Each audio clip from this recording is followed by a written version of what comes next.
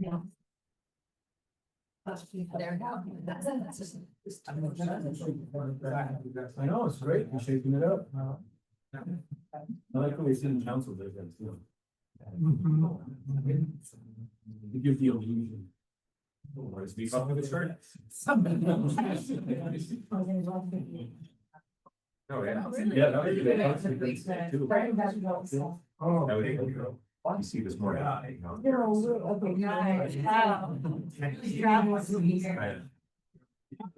Actually responding to it.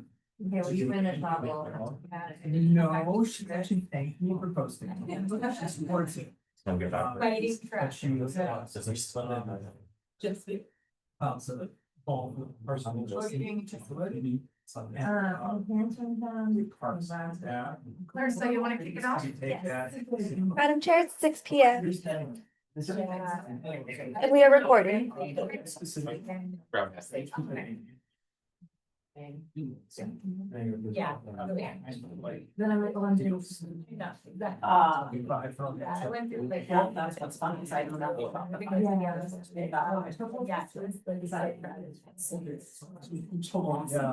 Yeah. Yeah, it's a county thing, right? And so It they're not is. sharing. It it. is. Right. But this one doesn't imply that they'll buy the property. So they develop the rest. They want to build it. Keep much older buildings there. Build senior. The people that did the academy. Oh, that's the one that we did the conservation. Yes, yeah.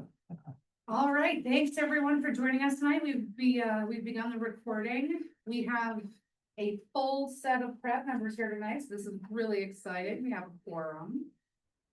Would anybody like to make a motion to approve the agenda? I'll make a motion. Second, Second. thank you. Is there any discussion for the motion? All right. Hearing no opposition, the motion passes and the agenda is approved. I will now turn it over to the director for future board items. Good evening, folks. Ally Rhodes, Director of Parks and Recreation. And the biggest thing I want to call your attention to are the October discussions of the 2026 budget. So City Council has 2 meetings in October. On the 9th, they'll have their first reading, and then the second reading is on October 23rd. And then another big council conversation coming up, and this will follow your October conversation with the civic area team. We'll be bringing them our recommended next steps with the civic area concept plan in the areas to invest within the next space. So really excited about both of those. And then one other, I guess, one more that's been added, which you last saw, is that we are having an open house at the East Boulder Community Center on October 8th, to talk about the East Boulder Community Park Courts project. When is that? Wednesday, the 8th, because Tuesday, the 7th, also on your calendar, the grand opening for the Chautauqua Court. And just as a reminder, we had a major donation funding that renovation. And so that's an exciting opportunity to appreciate a significant donor and do a formal opening for this. Do we have? All right, we can get you an invite for the 7th and that week. Thank you for flying that. Thank you. And then I'll hand it back to you all. All right. Carissa, do we have any public participation tonight? I believe Lynn may be interested. Lynn, can you please raise your hand if you'd like to participate in public comment today? Okay. All All right, right. Lynn, let me pull up our rules and we'll let you participate in just one moment. I'll go ahead and read my part here. Okay. This portion of the meeting is for members of the public to communicate ideas or concerns to the board regarding parks and recreation issues for which a public hearing is not scheduled later in the meeting. Tonight, there is one action item, and that is the 2026 budget. During the public participation time, the public is encouraged to comment on the need for parks and recreation programs and facilities as they perceive them. All speakers are limited to 3 minutes. Depending on the nature of your matter, you may or may not receive a response from the board after you deliver your comments. The board is always listening and appreciative of community feedback. Clarissa, will you please present the additional guidelines and then call on our first speaker?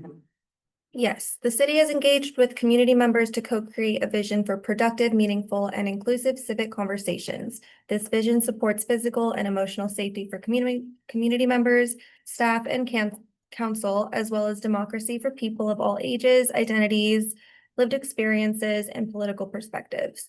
For more information about this vision, please visit our website and the Boulder Revised Code. The city will enforce rules of decorum found in the Boulder Revised Code.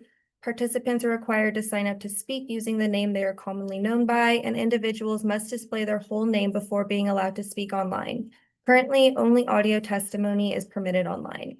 No attendee shall disrupt, disturb, or otherwise impede the orderly conduct of any council meeting in a manner that obstructs the business of the meeting. This also includes failing to obey any lawful order of the presiding officer to leave the meeting room or refrain from addressing the council. Only one person at a time at the podium unless an accommodation like an interpreter is required. All remarks and testimony shall be limited to matters related to city business. No standing in or otherwise blocking the aisles in violation of the fire code or in any way that obstructs the vision or audio of audience members. No signs or flags shall be permitted in council chambers except one sign held by a person measuring no more than 11 by 17 inches, which is held no higher than the person's face. No participant shall make threats or use other forms of intimidation against any person. We ask that you not affix items to the podium or dais. Signs, flags, or other items used to communicate must be held by one person when displayed.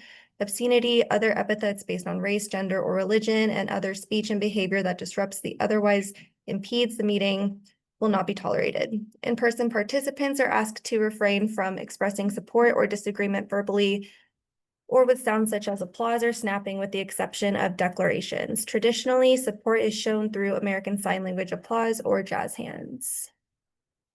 All right, Lynn, I'm going to pull up the timer.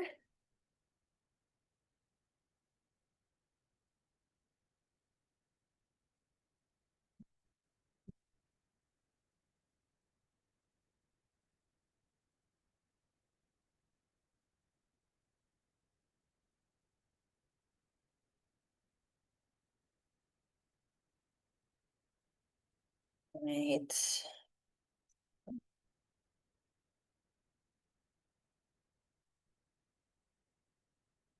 I do not have time to listen to that each time. Please pass it along. Lynn, you may proceed. I do not have time to listen to that each time. Please pass along to the council that you can just check it off.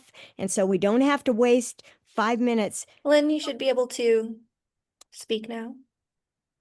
I thought I'm speaking. Can you start my timer again? Can you hear me?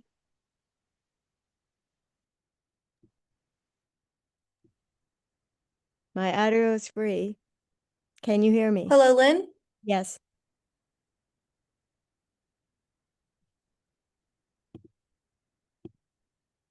Hello.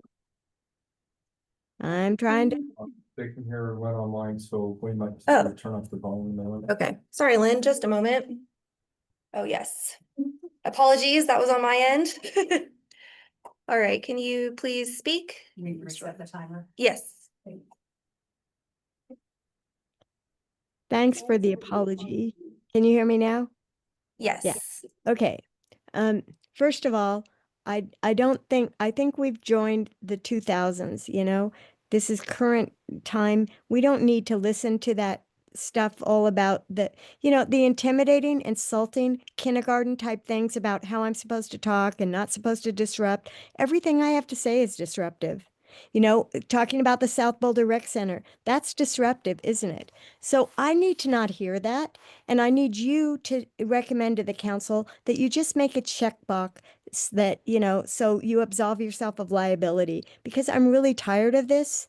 I don't have time. I get 3 hours of sleep a night. I don't need 3 minutes or whatever, how long it takes for you to read that stuff to me each time and insult me like a kindergartner. I don't need that.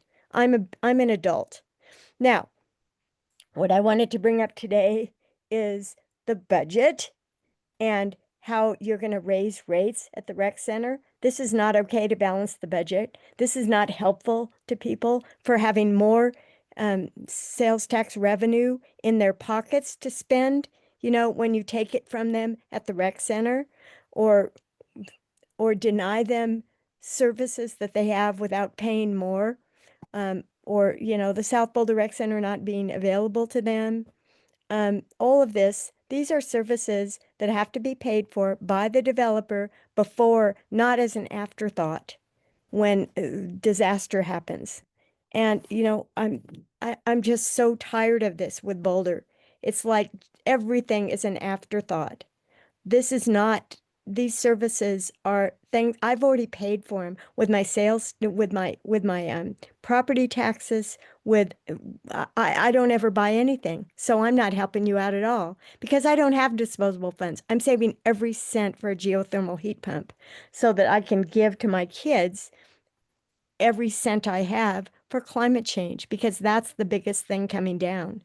And as far as Parks and Recreation, you know, there's so many unfunded liabilities that you have to do that you need to pass it along. If you're going to say, "Oh, we can't do anything," you know, about it, what you need to do is talk to the city council, since they can't seem to do anything, and tell them that they have to pay for their unfunded liabilities, and they have to pay for it with the developer, not giving them FARs and height limits and flood leniences and all of these subsidies that they're constantly giving out. This is not okay. It's not okay for the services offered through Parks and Recreation Advisory Board.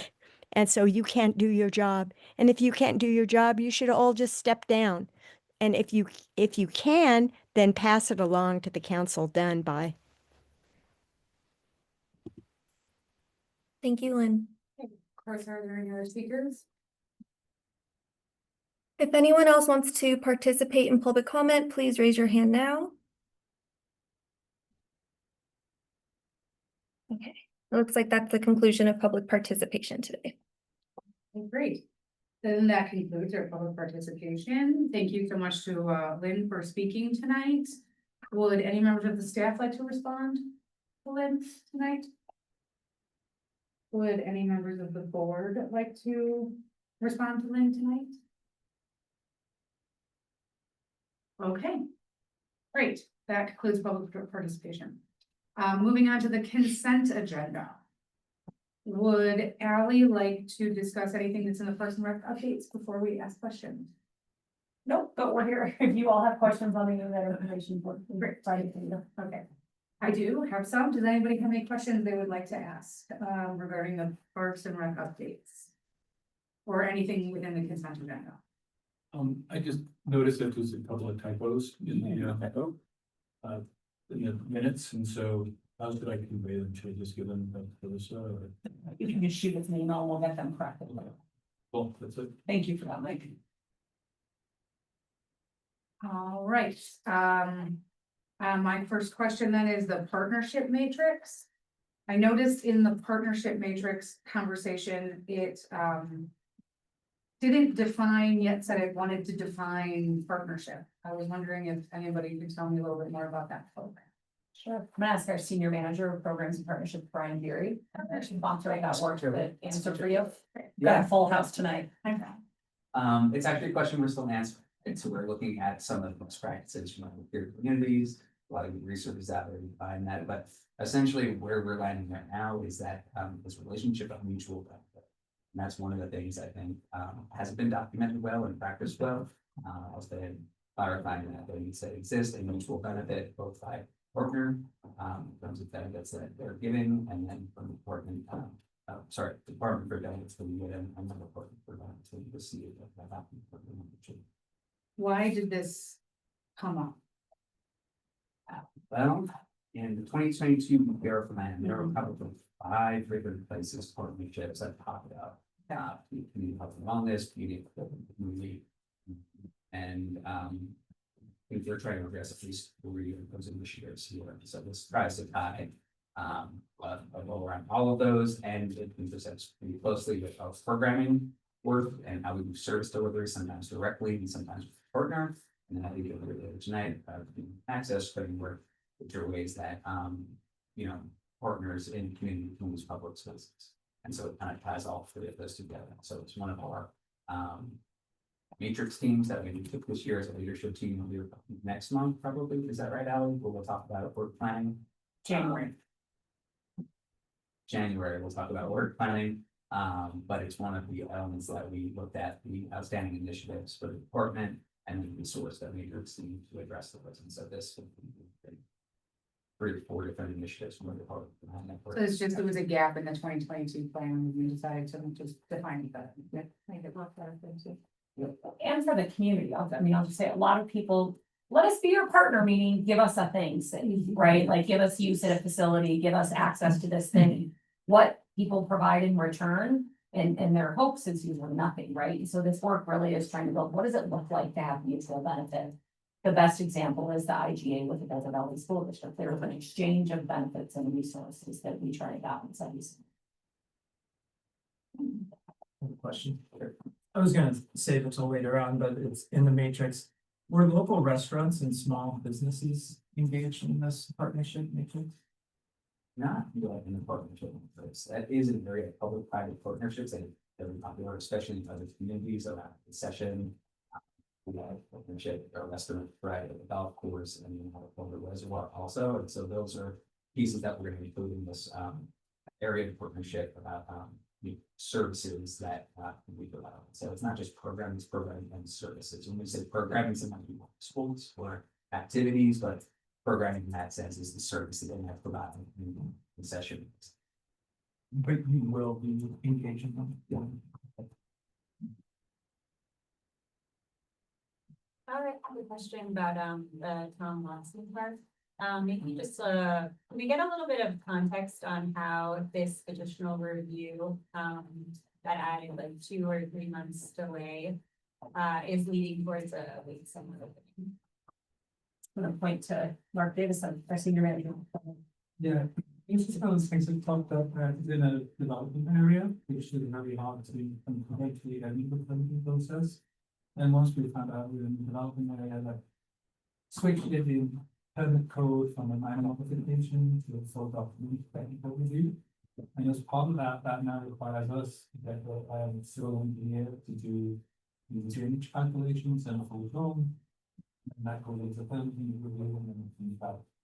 So basically that's what adds to the project. And we'll hoping to keep it going in spring, obviously it's easy to have a deal with it. It was unfortunate. Yeah, the biggest thing is that in adding 2 to 3 months, we missed the opportunity to build concrete this fall, and you have to wait for it to get warm enough so they can cure. So that's what kicks us in this one. And we were pushing so well to get done by the end of the year, so we're going, this is a long little time to get done, especially and it's just one of those things that happen. I have a question about that. I'm constantly looking at ways to streamline our permitting department. This is something that I feel like, do you feel like our permitting department should have been able to point this out earlier, knowing that the project was coming? Was there something that you think could have gone better? There's always, I think in reflection, there's a couple of things we could have tweaked, but generally speaking, this follows all the rules and this. It's not typical in our process to have a checkbox at the very beginning, is this in the PUD or not? And that's the piece that would have caught this much earlier, right? So that might be something I think now we probably have it with. And I don't know if the gentleman to my left know off the top of their head how many PUDs there are in Boulder, but there's a lot, and so it was a learning and a first for a lot of us that we'll try to do in the future. So it could be that is part of the site analysis and pre-planning. It's not one of the layers that show up in your very initial analysis. You've got to dig a little bit, and even I brought this up with my colleague, the planning development services, and it's one of those weird, tricky things that we should try to not be. Maybe make a little more explicit. In your opinion, is it a necessary step? It is within the rules. I mean, regardless of the rules. It gives me confidence that the site's gonna drain well and not contribute to any flooding issues. There's nearby road there, there's sensitive wetlands, and so it's Mark, when this project made it on the work plan, it was because of the delays of these. And we said, what can we do to just get a project on the ground? And this was the next best viable site in the court system plan. And so it's disappointing because the whole reason we even added this to the development plan was to try and get works on the ground in 2025. But adding this full tech doc review will make sure that the site drains well, and that's pretty important. Thank you. Thank you, Alan. It's okay, it's just, we got this probably 22 phone calls, seem to not run the service by 2030. And hopefully in 2026, we'll have 12, 2027 release, 2026, so we'll be at 80 calls, if it's under the 22 by the end of 27, so. For hogs and planning and permitting, that's what we have, what it needs to be. Yeah. I had another question, the windows in the pool, was it chlorine? What happened? I think there's a lot of things there. Obviously the building's over 50 years old and Right. a lot of humidity in the space. HVAC system is probably, still allowing the moisture to stay. Anytime you have metal and moisture, it corrodes over time. And, unfortunately, we weren't able to see that until we got up high enough to be able to see that. And so now at this point, we're doing our best to keep it going and enclosing those was the best option. So that the goal is swim team start mid-November and we'll be ready to go for February. I have a related question. How much was that adding to the cost of the project? We actually had savings in other areas, so the total project budget hasn't changed. That's good news. Do we have a system how to actually go in and inspect a little more thoroughly? You know, this is a tough one because in that space, the pool has to be drained and scaffolding was added to be able to see it. So that would not be something we would have been able to catch in any other way. I think as we redesign facilities, you know, certainly we want to look at maintenance across the board, but again, the building is so old that it just was one of those hidden things. I think that's a really good point that we need to, what Perkins and Will, when we get done and design, thinking about making sure that there's accessible points of access for certain points of building. That, you know, they are thinking about doing, you know, this, yeah. And technology has come so far with those kind of air handling systems to make sure that the humidity is all separate from the rest of the building and those issues aren't happening, so. I have a question about notice to the community on there. It still says October 2 or 3, I think, one of those things on the board, so I just wondering. I'll check into that. I know we had intentionally said October and hadn't put a particular date in October, but I will follow up on that to make sure that It's early in October. Okay, Yeah, I think it's really good. okay. And then my last question is Bill Bauer Park, did it get funding?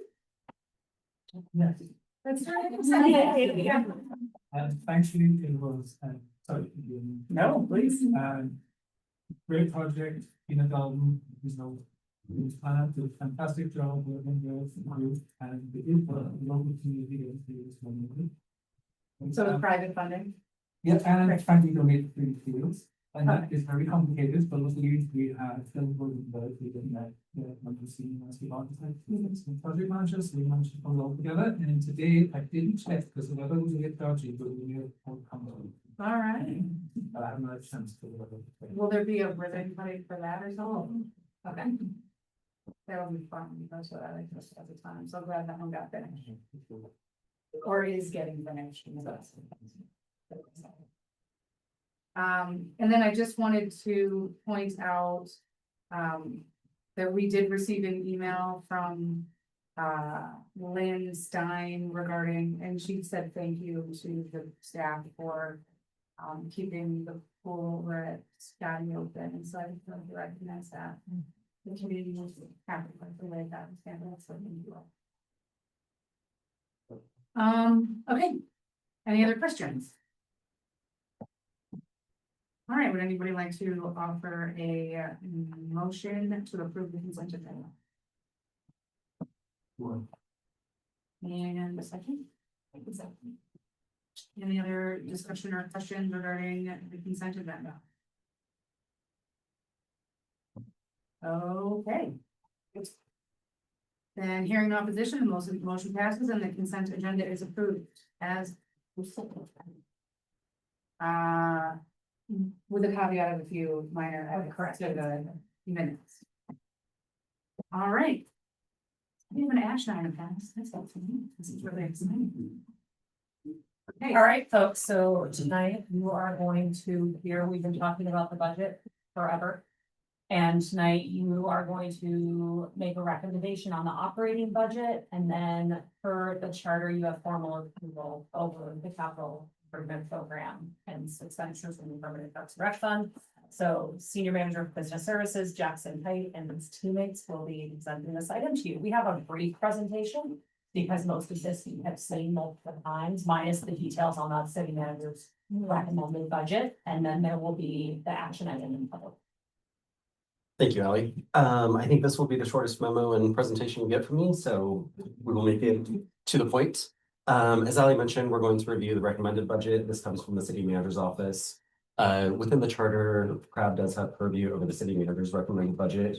So moving forward, you will see this action item in September. And as a result, we will likely have a better intro period to get you on board to the entire budget process. Our capital improvement program, CIP, has gone through the planning board already and will go through city council as part of the budget adoption. And then just a reminder, as part of the approval of the budget tonight, there are changes to the recreation membership structure that have been discussed with you the last 2 months.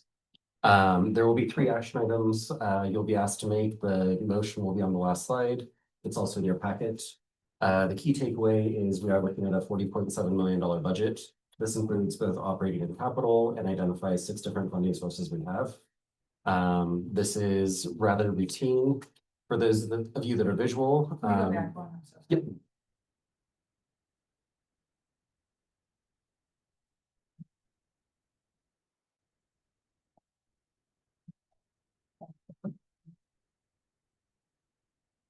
Wait, I'm sorry.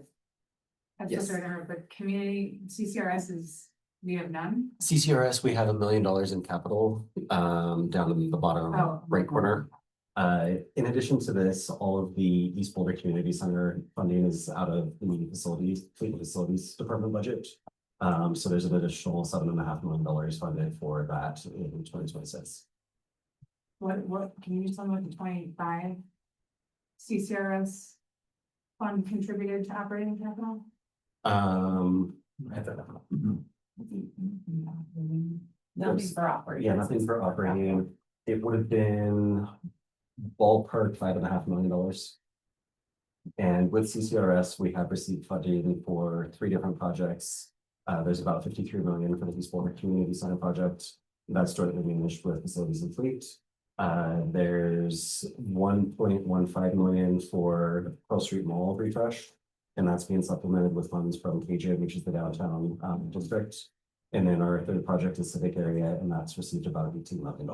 Those are all funded. Those are all funded. It's a variation of funding between 2022 and 2028. We can give you the breakdown per year if you'd like. I just am curious, but since we're gonna be voting on this particular tax, I'm just curious what that money is coming. So, I'm sorry, real quick, 53 million. 53 million, So we're at, correct. 18 million for Civic Area Phase 2 and 1 million for Pearl Street Mall. and what about, what did you say about facilities and fleet? Facilities and Fleet has the budget for East Boulder Community Center in their budget, since they're helping manage the project. So I have a question about East Boulder. I thought that was getting pushed in the budget next year. The 53 million I mentioned, is the total funding that the city has allocated towards that project between 2022 and 2027. You are correct that that project, is going through a more extensive design process. And it could be, I mean, if CCRS is approved, then those funds might not be available, so.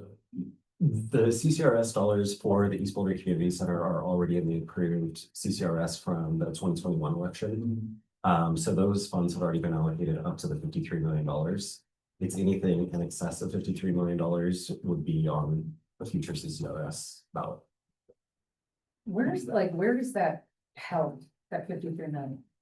Is that a weird question? CCRS has historically been a pay-as-you-go capital fund. tax, meaning as the money comes in, it is spent. That is what's on the ballot in November, is allowing, by extending it in perpetuity, allow the city to bond. And so the way as the money comes in, it is held in a bank account and accrues until expenditures are made. And so the cash flow on CCRS is part of the reason you'll see 1 million, 6 million, 15 million, 1 million, because it's about cash flow management. But the monies are paid as they're collected. So they're collected, and right now we have 53 million being cut. At this point, no, No, because it's through 27. the fund balance is about 14 million last I checked. When the original CCRS, the very first one in 12, and then the subsequent renewals have been paid as you. Can you explain how this, if the CCRS is continued by vote? How would that funnel, or how would any of those funds funnel to the South Overland Center effort? Like, how is that decided? Yeah, so if CCRS is approved by the voters this November, it extends the collection of that tax in perpetuity is how the ballot language is written. It also allows the city to bond against that for the future. How the CCRS funds are allocated are through the annual budget allocation process. So it would begin in next year for 27 allocation is the earliest that we would start seeing allocation for any of those projects. Similar to this budget review process, different boards would provide input. There's staff, there's an executive budget team, and then there's the financial strategy committee of city council. Ultimately, city council is the one who is appropriating the budget. What they've historically done is approved in tranches. So for the next 5 years, these are our priority projects that we would assume something like that would follow. And then the bonding, if you, because CCRS isn't an enterprise tax, would you have to put the bond on the ballot or? So the bond is already included in the ballot language that's occurring on the ballot this November. With that, there's about a 6-month lead time where finance staff have to work to find someone who's willing to bond against it, put it back to city council, and then they are able to bond and receive that money as a lump sum. And then we start our interest payments. And I can't remember, is it, is the bond language for general deferred maintenance or anything specific? I believe it is everything that CCRS allows within the city purview, but I would need to double check on that. You thought this was gonna be a short presentation. I am fairly certain that there are 2 items related to CCRS on the ballot, one to extend it in perpetuity. And it's very specific to things such as parks and recreation maintenance, transportation maintenance with no maintenance. And then the second item that is paired with it is the authority to bond. That's correct, Alex. It's the language is on the city website if anyone wants to look at it. I read it, I just don't remember if it was specific to a project or in general. Stacy's over here doing math to my left, and 2.1 million is the amount allocated to CCRS projects in 25. Most of that went to the civic area. Thank you, Stacy. Yep, great, thank you. All right, so for those of you who are visual, this shows the 3-year trend, the 24 approved budget, the 25 approved budget, and then the 26 approved or proposed budget. This breaks it down by the 6 different funding sources. And what you can see is that in 24, we did have a higher budget. This really reflected some of the capital spend associated with the Flatirons Golf Course. While you do see a minor increase here, I just want to call out that the spending power of our dollar has decreased with inflation, that even a $500,000 increase doesn't have the same impact that it would have had this year. But we're very thankful that in a fiscally constrained environment, we are seeing what on paper looks to be a very flat budget. So we'll talk through some of the other examples related to this. I'll pause real quick. Any questions? Can you tell me why the permanent parks and recreation fund has dropped? It's really just with our cash flow management. What we will do with the permanent parks and recreation fund is we will save funding for a while and then we will put it towards a bigger project. This comes back to the cash flow management where we may not always have a large capital project in a given year. So we're essentially saving it for ourselves and then using it in a later year. I saw in point 2 on the analysis that it says cost pressures, while the budget reflects citywide adjustments to major cost drivers, it does not fully offset inflationary and contractual increases. Is that changing moving forward? It's something that we would have loved to have included at this point. There's certain expenses where we are expecting inflationary pressures that we have not been able to absorb into our budget. An example I'll give to you is trash collection. We pay for trash collection at all of our parks. We know that that's averaged anywhere between 6 and 11% over the last 5 years. That budget's being held flat, that it's an example of an area where we will have to make decisions. Do we continue the trash pulling services that we have? Do we pull trash cans out of parks? We don't know exactly what the inflationary impacts will be yet, but we want to try and work within our budget as long as possible before we have decisions. But that's not gonna be factored in moving, like you're not gonna take some CPI number and put it in. Typically, we have CPI for different aspects. I think what's been really hard for us since 2020 is just the rate of escalation and the variation in where we are seeing increases. There's certain areas that have been held more flat, and then there's certain areas like chemicals that have gone up 30–40%. I'm looking at Mark, the planning team sees huge escalations on concrete, shrubbery, irrigation parts, that it really isn't a one size fits all, that we can just assume it's 2.5%. All of our fund financials do assume a cost escalation CPI indicator that matches the Denver, Lakewood, Boulder for all of the 5 out years in the fund financials, that we do have a general placeholder of 3% cost escalation built into our funds. Actually, do we know if like we remove trash cans from, maybe this is now a question, if we remove trash cans from the parks, like what is that in cost for still remove the trash that's gonna get left behind? So our experience, I'm like assuming that people will just leave trash in the ground. they will not. So we have, starting in 21, we began what we call the Wasteless Parks program, and it really was to remove trash cans from sites that are smaller pocket parks. The only trash generated is folks walking through or to, like, so, you know, in my neighborhood, if folks know the very small Catalpa Park, it's has the mushroom things by the bus stop. That is a walk-through park or people close to home versus a North Boulder Park that people come from around the community. When we removed trash cans from those sites, we saw 100% compliance. We did education with folks to explain why, that we were, you know, when we have a trash can in a small park like that, 98% of the waste is dog waste. And it's folks like me who are out walking their dog and it's easy just to drop it. It is just as easy just to carry it home. Or in my neighborhood, Melody Park had a trash can. So we've had 100% compliance until this year. We have a park in Boulder that we removed a trash can from, and we've seen increased compliance. We're at about 90%. I don't know the facts. The rumors are that 1 or 2 neighbors are still pretty upset about it and are collecting their dog waste and they're like, we leave it by the tennis court for our team to pick up.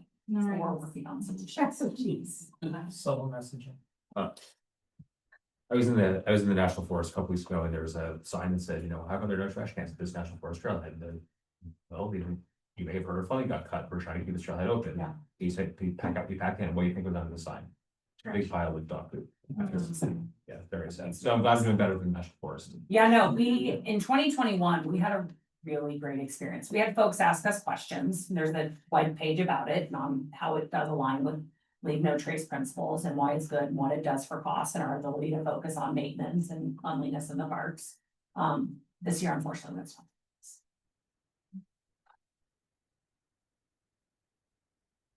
Okay, we're going to move ahead a slide. This goes to just the Permanent Parks and Recreation Fund. This is the fund that's funded with property tax.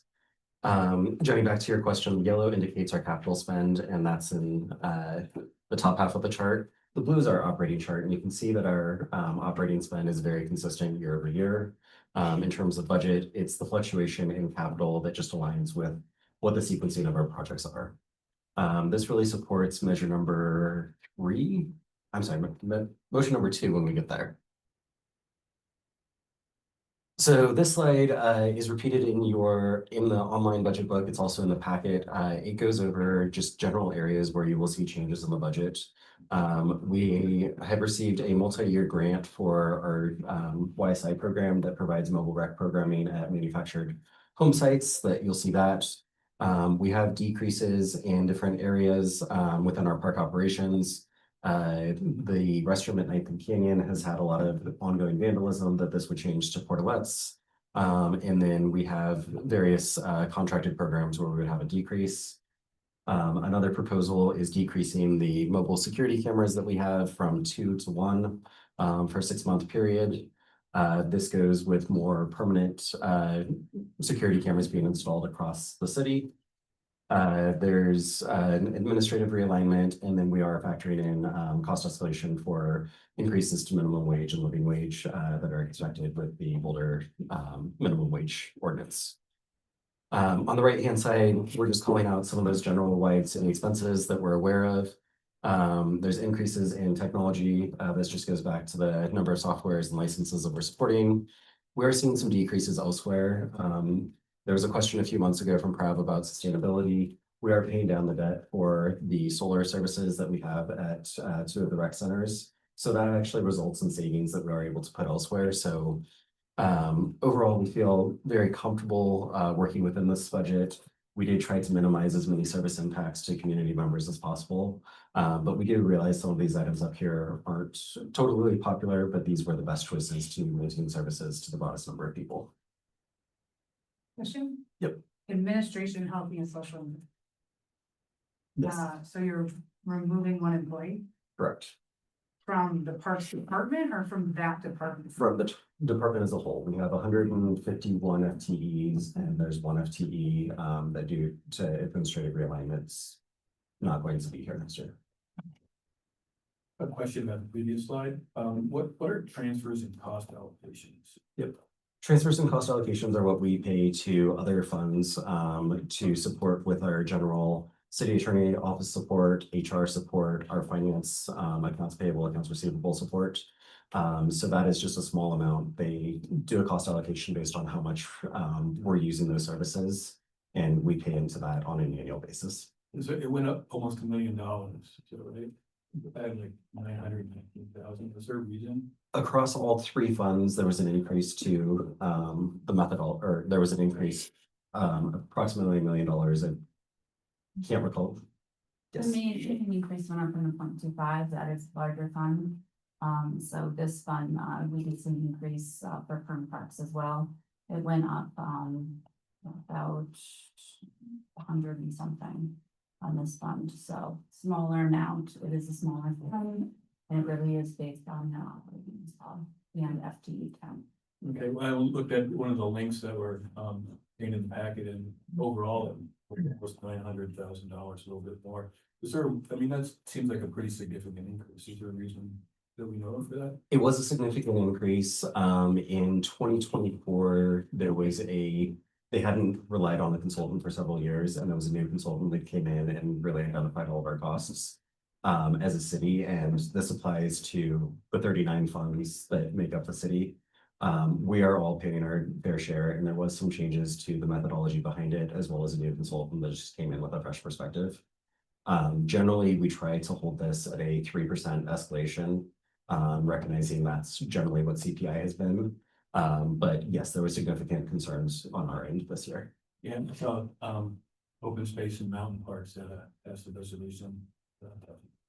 One note I will make is that the recreation activity fund continues to be exempt from those cost allocations. That's one of the very few funds that does not, which is one implicit way that the city is subsidizing recreation. So calling that out, that there was no increase there because those costs are not passed along to the recreation activity fund. And just for awareness, they did cost out what it would be, and that's over $3 million a year. So it is a huge savings to us. Thank you. So what is the total cost allocation across all the funds? It was shared with you in the July packet. I think on an annualized basis, it's about 1.2 to 1.4 million. We can come back to this question. But we went up $1 million for next year, so next year is 2. We'll get you actual numbers. I don't recall it being quite $1 million, but we'll come back to this one. All right, that really wraps up the operating budget. Any questions before we switch over to the capital budget? Recreation operations, 322,000 increase in seasonal temporary, like it's minimum wage. Yep. Holy cow.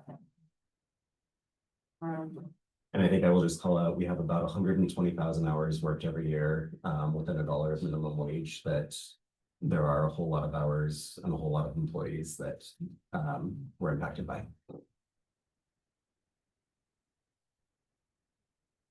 And that goes up year after year, right? Isn't that the? There's a 3-year phase in until 2028, and then starting in 2029, it mirrors CPI. Thanks. Yeah, I'm sorry, Jackson, the, camera that's under urban majors, is that program that we're discontinuing? We're going to continue it. We're going to have one less camera. The LVT trailers that you see at North Boulder Park, towed over to Stock Carpenter Park. Utilities has 5, we have 2 currently. And then with Sundance coming, there's an intention to put more permanent cameras downtown. That this is eliminating one of our 2 cameras. Which one are you removing? Are they both in North Beach, one's in Sky, one's at? North We Boulder? rotate them across the system, so Which one are we- it's a surprise. Okay. Michael, you were correct, $930,000 increase to cost allocation across the 3 funds, from 25 to 26. So it's almost 2 million. 2 funds. Perm parks and 0.25 sales tax fund. And so that is roughly 5% of the budget is going to cost allocation. Correct. And I think what I will call out is when we benchmark peer agencies, we see anywhere between 12 and 18% going to administration. We obviously have some administrative expenses within Parks and Recreation. But those central city services are a huge value to us. The fact that we have a city attorney we can reach out to and we don't need to go through a contractor is huge. I'll add on that. So Jackson, when we added up our admin costs, including cost allocation, we were less than 12%, I believe. I thought you were right at 12. Yeah. So we're on the low end of benchmark communities for what we pay in administrative costs. 12%, including the 5%. I say that to say, I know it is a significant number, and thirdly, when there are like, oh, you could be fixing playgrounds, you could be other things, and I can call 4 types of an attorney. And do on a frequent basis, where colleagues in other cities don't have that same benefit. Similarly with the services we get from human resources, finance, innovation and technology. I think all of our internal services have been underfunded. And to that point, like we are behind in some of our systems in terms of some of our support. So I understand it's a lot of money and I understand the concerns folks that have, and I am eager to see us have more resources in those areas. I mean, like the city attorney, again, this might be a ridiculous question, but what are you, she's a salary FTE, what are you paying for? Legal services and legal representation. From our city attorney? Well, so it's contributing to the cost of the office. So if I'm gonna, in the last 6 months, we've gotten legal advice on employment matters, land use matters, construction laws. But all from the city attorney or from outside counsel? No, from folks in the city attorney's office. But if they're full-time employees and they're already getting paid, what are you paying for? Because the general fund has other demands on its services, we have to balance the city budget, right? And so if we want to fully fund the police department, we want to fully fund our library department, they're having cost escalation also. And so services, I should let Jackson answer this, but this is a common practice across cities that where you have other funds you contribute to. Otherwise, it is just the general fund is subsidizing everything and it's an unbearable cost. It's a use of service.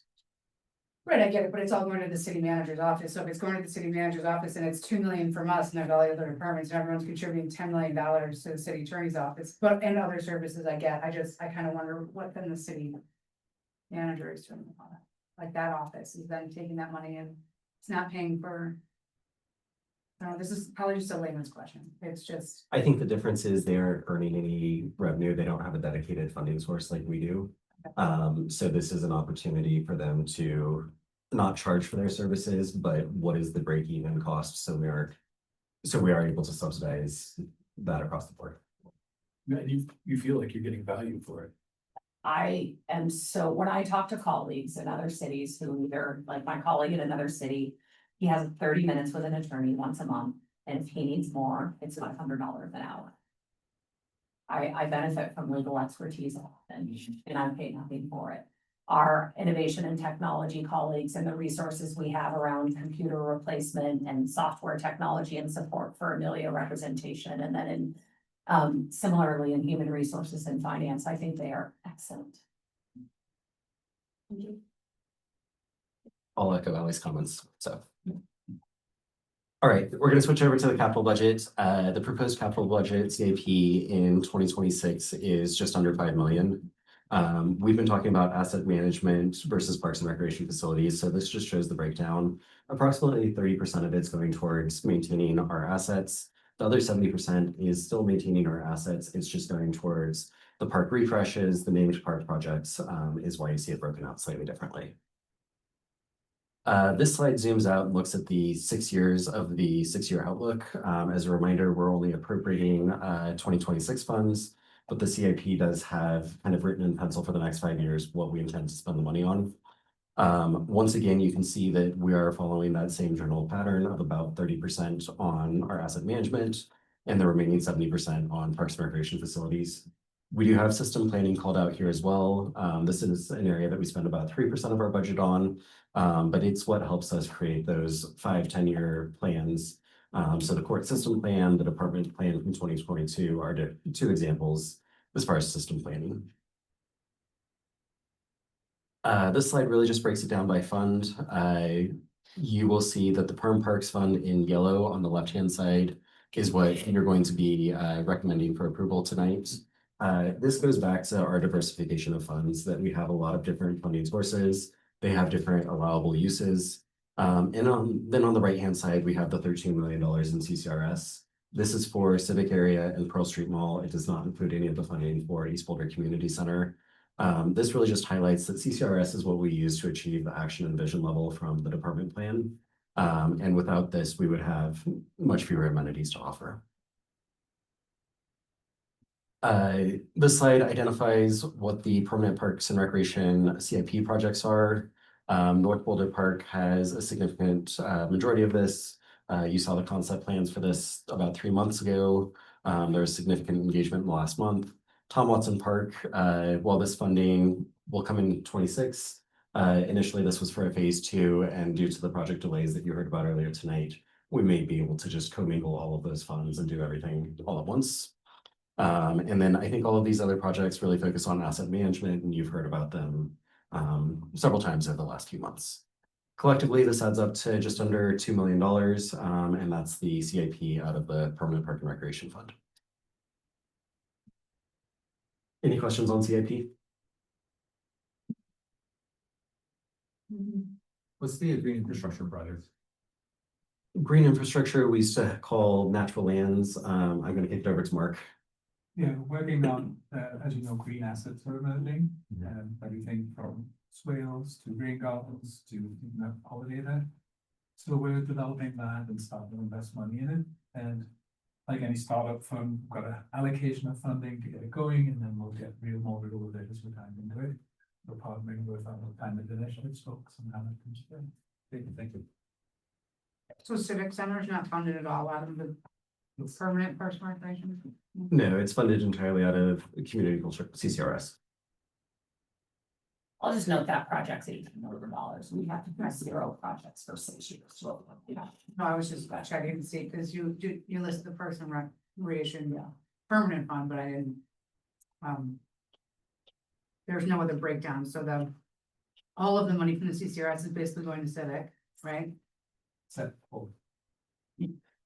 We have $1 million going to Pearl Street Mall. We have 18 million going to Civic Area. Yeah, And then there's another 53 million not called out because it's in a different department's budget. So the SIP is only funded. Is there any other funds that are contributing besides CCRS and permanent parks and recreation?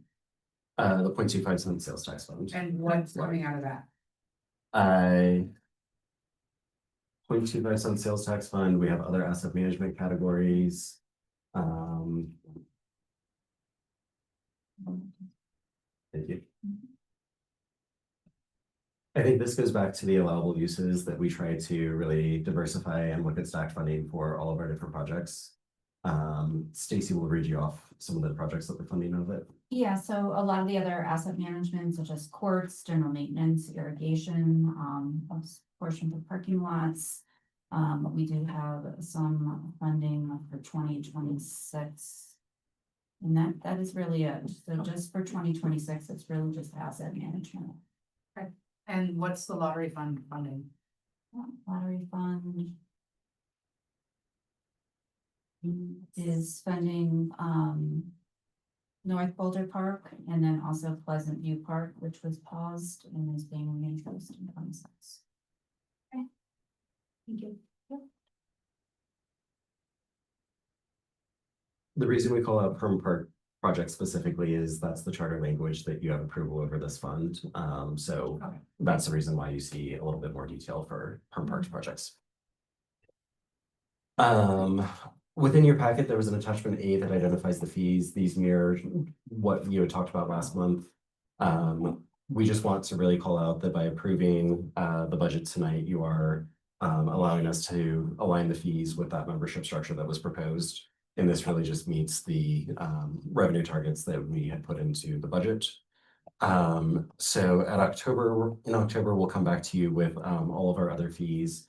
The membership fees were called out directly a little bit earlier, just given the significant changes to that structure. And that's why you saw them earlier. We will have increases to our golf course fees, which this board was supportive of earlier. And then we will have minor increases to our other fees, and that varies from a picnic at the reservoir to a soccer field rental to a swim lane to reserve. There's a few examples for you. We are implementing our new software on November 14th, and this is our recreation service software. So with that, we do plan to phase in all of the monthly and annual price increases on November 14th. The intention behind this is really to simplify the billing and the customer transition for folks. So we are working on communications to all impacted users, but that really lets us have a clean start in the new software. And then on January 1st, we would have all of our new fees go into effect. And I just want to clarify, all of the fees, the Parks and Recreation charges go through what's called the city manager rule, where it gets published in the newspaper. There's a comment period, and then the fees go into effect. All of this is in the revised code section 838, and it's something that we follow every single year. So next steps with the budget itself, there was planning board last week, and that was another board approval process. All of the other boards are going through their department budgets right now. We are actually the last department that has a board to review the budget. The recommendation that all of the boards make feed into the city council packet for the October 9th first public hearing, and then on October 23rd, there's the second public hearing. As Ali mentioned, this is kind of the final stamp of approval for the budget. And then in January, funds would become available with the 26 budget. Can I just, sorry to interrupt, the fees, do those fees will include what we heard last month about the bundling, right? Correct. And the bundling, is that considered an increase or a change? So I would say a change. Okay. We're keeping fees flat for a standard recreation center membership, which would allow you access to all three facilities. Where you would see a difference is if you're also gonna access the outdoor pools and the reservoir. And that's some of the statistics we shared with y'all last week. The majority of our users have one or two rec centers that they go to. And so those people would not experience an increase. It's just if they want the other amenities on top of that, there would be an increase for that all access pass. But they don't have to do the all access. Correct. Okay. And your net analysis of that graph is that there will be an increase We in revenue. Correct. We budgeted, I believe, around $800,000 increase in the RAP holistically. 600,000. Oh, sorry, 600,000. And that doesn't need our approval, right? It's just, that's not an official. No, and the reason we're putting this through now with the new RMS system, I think sales of rec center memberships between really that Thanksgiving timeline and New Year's are very popular. So we want to run that campaign. We don't want to sell memberships at the current structure. So we'd like to move forward with this a little bit earlier than all the other fees. I just wanted to note that I have received some emails from the community that are not happy about the increase in fees, although I don't really feel like I have a full view of what that'll look like until next month. And what I can tell you is, we do have modeled out the passes there, so you can see, the dollar amounts that are on here at this point. We are pretty set. I think the biggest thing that you'll see on there is the slight increase. We're reducing the subsidy level, for, youth and seniors, but our standard rec center membership for the 3 rec centers is not an increase. Great, I just wanted to bring that out.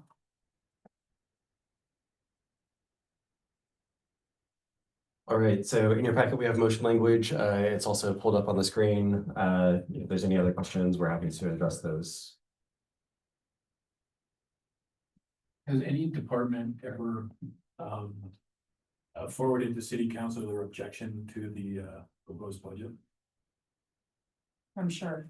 I mean, I can't think that off the top of my head, but I can think of it in the previous organization I was with. I have not seen it in Boulder in 7 years. I would imagine it's pretty unusual. I think we wanna like have a pretty good idea of why we were objecting to a budget. Oh, yeah.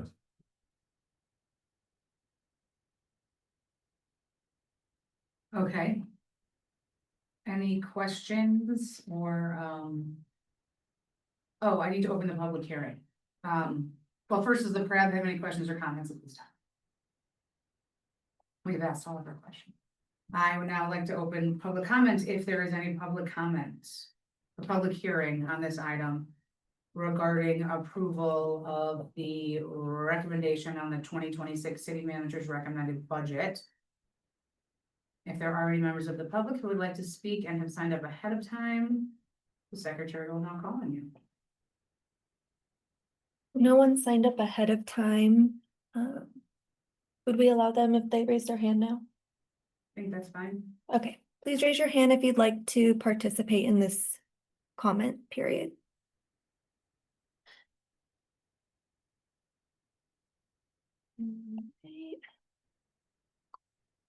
It looks like we have no participants. All right, no public comment on the budget.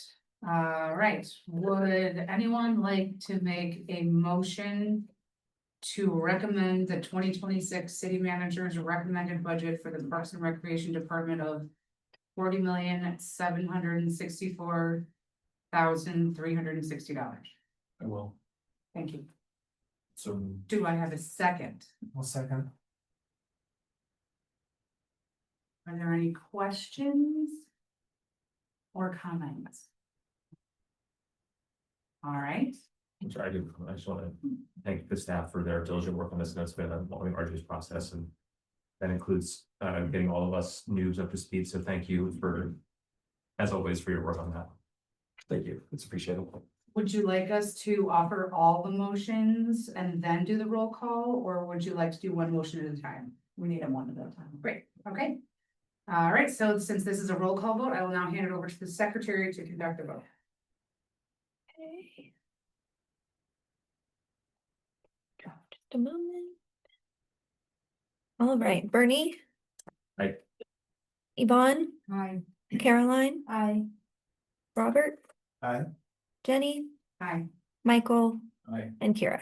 Aye. Thank you. All right, the motion passes. All right, next, would someone like to make a motion to approve the 2026 recommended expenditures of $4,222,134 from the Permanent Park and Recreation Fund to City Council for appropriation? So moved. Second. All right, I will pass it to Clarissa for the roll call vote. Bernie. Aye. Yvonne, Aye. Caroline, Aye. Rob, Aye. Jenny, Aye. Michael, Yes. and Kira. Aye. Thank you. All right, so moved. The motion passes. Would anyone like to make a motion to recommend the 2026 2031 Parks and Recreation Department Capital Improvement Program of $43,910,000 to the planning board and city council for approval and adoption.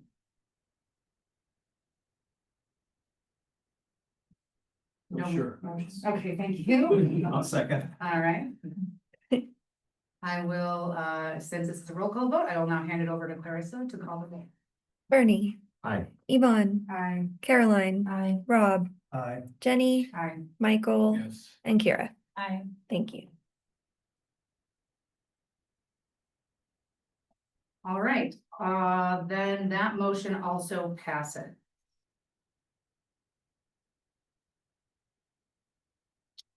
And I think that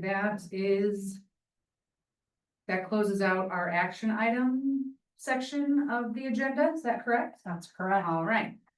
Moving on to matters for discussion. This will be presented by, I can introduce this item. So this is the Parks and Rec Advisory Board's first touch with the update on the Boulder Valley Comprehensive Plan. We have colleagues from Planning and Development Services here. I'll let you both introduce yourselves and take it from here. Great, I'm seeing the presentation. I'll start by introducing myself. My name is Chris Ringrose. I'm a senior planner on the comprehensive planning team. Sitting here with me tonight is Tucker Borsch. Tucker Borsch is also a city planner on the project team. And Mark Davison is just down the stretch here a little ways, and he's been a really key partner for us in planning and development services, and really ensuring that Parks and Rec vision that's really outlined in the department planning is really implemented through this comprehensive plan. I also see Charlotte O'Donnell just popped online as well. She's been a key partner representing Parks and Rec for the Boulder Valley Comprehensive Plan update, which I'll admittedly say, no offense, Jackson, I tend to find the Boulder Valley Comprehensive Plan a little bit more fun than indeed you. Although I do help to coordinate our improvement program for all of our city departments, so I do sympathize and respect our budgeting process. But hopefully this will pull us out of the weeds a little bit of the budget and think a little bit more high level area, because that really is what the comprehensive plan is. We're here tonight to provide the Parks and Rec Advisory Board with an overview of what is only a once in a 10-year process that occurs, being a major update to the Boulder Valley Comprehensive Plan. We'll share a little bit about our staff approach to the policies that are found in the current comprehensive plan, as well as the overall land use framework. I'd like to get any feedback from you on policy direction and potential policy changes for this update that Parks and Rec Advisory Board feels our planning team should really be considering. So real quick, just talk a little bit about the role of boards and commissions. Parks and Rec is an advisory board, you all know that. And so for Parks and Rec, the purview with this item is really advisory in nature. So the update process that we have, as well as the policies and the land use framework. Also to help us in identifying and shaping any changes to relevant policies to help inform next steps. And then ultimately a recommendation to planning board and city council for the approval of the plan, which will come for a certain amount of time still. And something that is a little bit unique about this process, I will say, you can see on the top right, is the actual approving bodies, the adopting bodies for the Boulder Valley Comp Plan. It's city council, it's planning board, but it's also the county planning commission and the board of county commissioners. So this is what we call a four-body decision-making type of system. And that's really because the Boulder Valley Comprehensive Plan includes areas in unincorporated Boulder County as well as city limits. So we as a project team have been working with Charlotte and Mark to drum up some questions that we think would be informative for our team to get some feedback on from the Parks and Rec Advisory Board. So the first one is really taking a look back at the 2022 department plan and ensuring that the themes are fully reflected in the overall direction that this update to the comprehensive plan is headed. And if not, what areas need more attention? And then the second question that we have posed for the group is really sort of centered around this understanding of a growing population in the Boulder Valley and what considerations should be made for how undeveloped or underutilized parkland across the system can be used differently into the future to meet our community needs. So we'll start really high level here. What is a comprehensive plan, right? And I've alluded to it a little bit already, but it's really that aspirational plan for our community. It's going to describe our community's long-term vision and goals. Typically, we're thinking 20 years out with this plan. It also establishes policies to address community needs. And so you can see the diagram here where the comprehensive plan is about, you kind of imagine you're at cruising altitude in an airplane, you're looking out the window.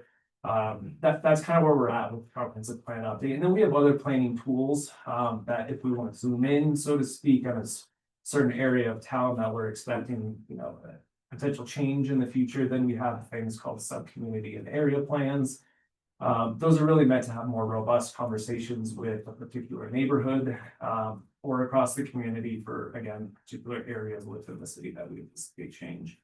And then the ground level is really sort of our zoning regulations as well as our boulder revised code.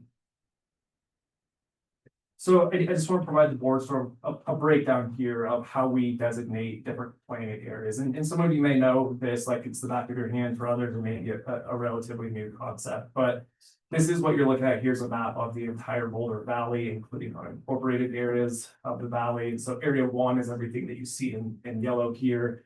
That's the city of Boulder. City provides services to these areas. Area 2 are county areas that are currently serviced by the city, but where ultimately annexation in many instances is encouraged, but could be considered. And then we have the Area 3 rural preservation. That's everything that you see in green, all of our open space system. And then the Area 3 planning reserve, which is just north of town. Can you show us exactly where that is?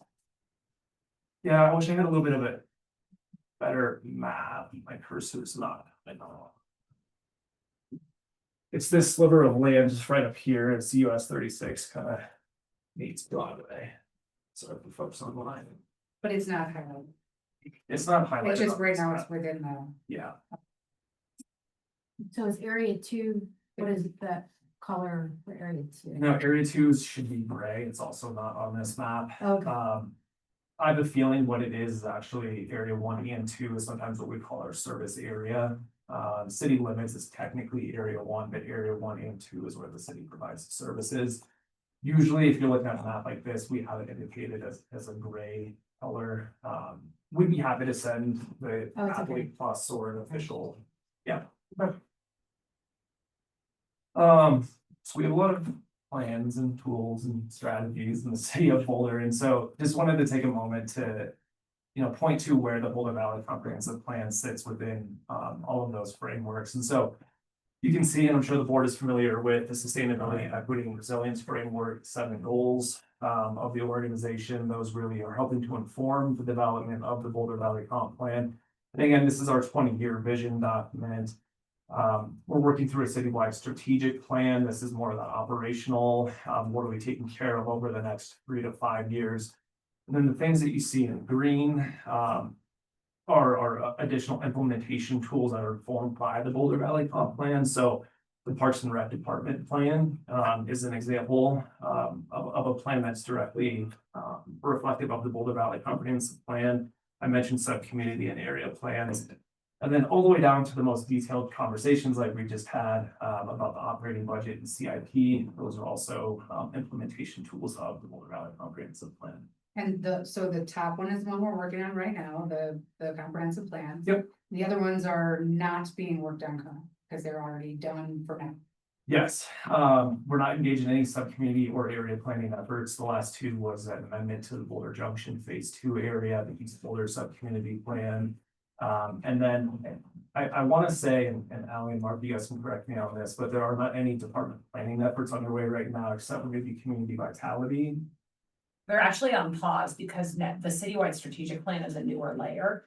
And so there's an effort underway to say, what do department planning efforts look like in the future so that you don't have 20 siloed department plans competing against each other at budget plan, and how do we align those department planning efforts more holistically? And so I think the next time we talk about a department plan, you'll see a modernization of that. It provides the department level information we need for a strategic plan that takes a broader city look at financial prioritization.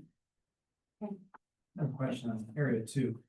Besides petitions from landowners, is there another vehicle where we decide to pull that into the city limits? Through annexation. That's really the mechanism that we Right, use. but how do you decide when? A property owner would I need to approach the city. So it does happen, yeah, okay, Yeah. thank you. But like the East Boulder Community Parks Project, the city is the landowner and is making the petition to annex the property, right? And so, It needs to be the property owner, so in that situation, if the city is the Yeah. property owner, we could pursue annexation more often than not, though it's the private property owner who's gonna pursue that area to the very much change. I will just point out too on this slide, although some of these plans, citywide strategic plan, department plans, sub-community area plans, they're not being developed as we speak right now. They all will be looked at as part of the implementation to the Boulder Valley Comp Plan, right? So our vision has changed slightly, right, over the last 10 years. And so as soon as we have that vision and policies developed, the land use framework, then I think you'll start to see some additional planning efforts underway to implement the vision. Okay, so this is the first time we've been to Pratt, and so I just want to provide the board a bit of an overview of kind of where we've been and where we're headed in this process. So it's been about a year now. October 19th of last year was when we had our official public kickoff. It's hard to believe that it's almost been a year. But that really was the focus of 2024. Fall of last year was doing really kind of robust, really existing conditions analysis for the entire Boulder Valley. As well as starting to kick off the project with the community, understanding what our public process was going to look like.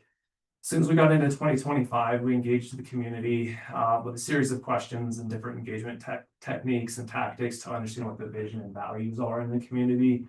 10 years later from 2015, throughout the summer, May into June, we've been developing and testing some concepts for change. What's the overall appetite for change in the Boulder Valley right now?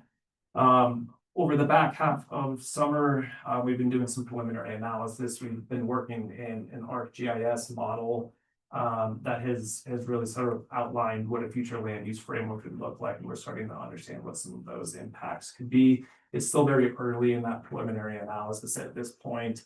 We've not really moved towards a preferred alternative, though we do anticipate that really through October and December, we will be moving toward a preferred alternative that will present to City Council for their feedback in December.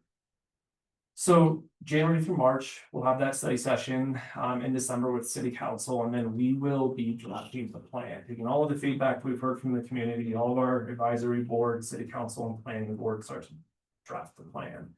That draft plan will be made available to the public in March for review. We anticipate that we will be back with the Parks and Rec Advisory Board in March for a conversation around that draft plan, and we can dig into the specific policies that may impact Parks and Rec. And then we'll pursue adoption of the plan in June and July. And just a reminder that June and July adoption will require the approval from 4 decision-making bodies, not just 2 as is typically the case. Who's it's the county, the city, planning and, Board of County Commissioners. Yeah. The Planning Commission. Yeah. Planning Board. and Oh, City Planning Council. Commission. Yeah. Alright. So we've done so much community engagement. It's actually been really inspiring, just the breadth of conversation that we've been able to have with the community over the past year. We received now over 5,000 responses to various different techniques, online questionnaires that we've engaged with the community through. We've had over 41 different engagement opportunities. We've had 6 community-led conversations. I think we've had 4 or 5 now, actually, community assembly meetings, which is focused on identifying and developing 15-minute neighborhoods in Boulder. And then I had 8 partner agency conversations. I will say, if you want to learn a little bit more about what specifically the community's been saying as part of this process, within the packet, we did link to a recent City Council study session memorandum. And within that, there is a link to our engagement summary, which breaks down by event, by engagement opportunity we've had, what the key themes were that we pulled from those, and then how they've been used to inform the development of this plan. I have a question about that. Is there an aggregate or an aggregation of all of those comments? Is some, one summary, because I was paging through and I appreciate the granularity of it, this event, these were these issues. Yeah. Is there some maybe larger overview of all of those? That is the summary that we have. Okay. Reading through any of our past memos, you may get a little bit more, I guess, like an executive summary of kind of what we've been doing, what we've been hearing, what those different techniques and tactics have looked like. But yeah, I would say that really specific event by event summary is the summary that we've been using. Okay, thanks. Yeah. Question? Not yet. Okay. Keep moving. So through all of that really, really robust and meaningful community engagement that we've been doing, we've come up with a draft vision and goals for the rest of the project. And the draft vision for the community reads, our community works together to ensure everyone belongs, to create opportunities for all, and to sustain the health of the Boulder Valley for future generations. And then the goals of the plan, there's a lot of goals, focus areas, vision statements, right? It's part of the planning process, but the goals for this project, we really have aligned with the sustainability, equity, and resilience framework. For the focus areas though, and I have in parentheses here that this is really what we've been hearing most from the community. These are not necessarily the focus areas that you will see reflected in the draft plan. We currently have like 6 or 7 different focus areas. These were really just areas of focus that the community challenged us to dig a little bit deeper in. And so for that, we have inclusive local economy, safety, housing choice and opportunity, travel options, climate action, food systems, and a multi-generational, multicultural community. So with that, I'm actually gonna pass over to Tucker. Tucker's gonna talk a little bit about our approach to this update, both from a policy and a land use perspective and how it's varied, and kind of where we're headed with this. Thanks, Chris. Yeah, so we'll start with the policy update. Sorry. So remind the board that our policy and land use options are very much a work in progress at the moment. Everything we shared tonight is up for debate, basically, but we're working on it and it will be more finalized in the coming months. But this is the direction we're heading in. So today, the comprehensive plan contains around 210 policies, addressing a wide range of topics in community services. And then a lot of our feedback so far has just been, this needs to be a lot simpler. It needs to be easier to read, it needs to be easier to flip through and find what you need. So our approach to the policy update is to make it clear, simple, and resilient. So part of this will probably be having a lot less policies, and each of these policies, we kind of want them to have stand on their own. We don't really want a lot of overlap between policies. We don't want repetitiveness. We just want every policy to have its meaning and that be that policy. So the Parks and Rec plan will be reflected in this. So reminder that this plan isn't really affected directly by the update yet. It might be guided in the future by our update, but the BUCP is not going to change this plan, and we are also taking this plan into account as we move forward. Similarly with Parks and Recreation policy themes, these are what we're considering within the update. So equity, resilience, growing need for and pressure on public lands and facilities as Boulder densifies, and then changes in recreation activities. So these are going to shape our policies, especially around Parks and Recreation, as we move forward. And then to the land use side, so similarly to policies, our land use map today we kind of find can be a little too complicated. There are 26 designations today, and there are some overlapping designations, things like that, that make it a little bit tough to understand it, especially for the community to understand what's going on with this map, and it can complicate city side decision making as well. So similarly, we want to right size this land use approach, kind of having the larger scale approach. So kind of having a whole neighborhood could be a designation or something like that instead of parcel by parcel. Having really different land use designations, so like a lot less overlap, and then making it more adaptable. So kind of allowing multiple future outcomes that are consistent with the vision, but can adapt as conditions change over time. Can I ask a question? Yeah. About that specifically? So in my professional life, I deal with a lot of land use codes. And honestly, the easiest thing about the Boulder current land use code is the current designation. It's not complicated. It's residential, it's industrial, it's commercial, it's mixed use. It's not complicated. So I'm concerned about this. Okay. Because I'm afraid that if you go on a full neighborhood scale, things like public lands, public parks, and public use will end up falling into something that's different than it is. Do you know what I mean? Like, if you're gonna do all of North Boulder Park and make it residential mixed use, what happens to the parkland? Like, how are you planning on distinguishing between those kind of things within the neighborhood? Do you know what I mean? Sure, yeah, we'll dive in a little bit more, hopefully we'll kind of resolve some of that, Okay. This, yeah, neighborhood scale approach, that's not necessarily the whole neighborhood's gonna be residential.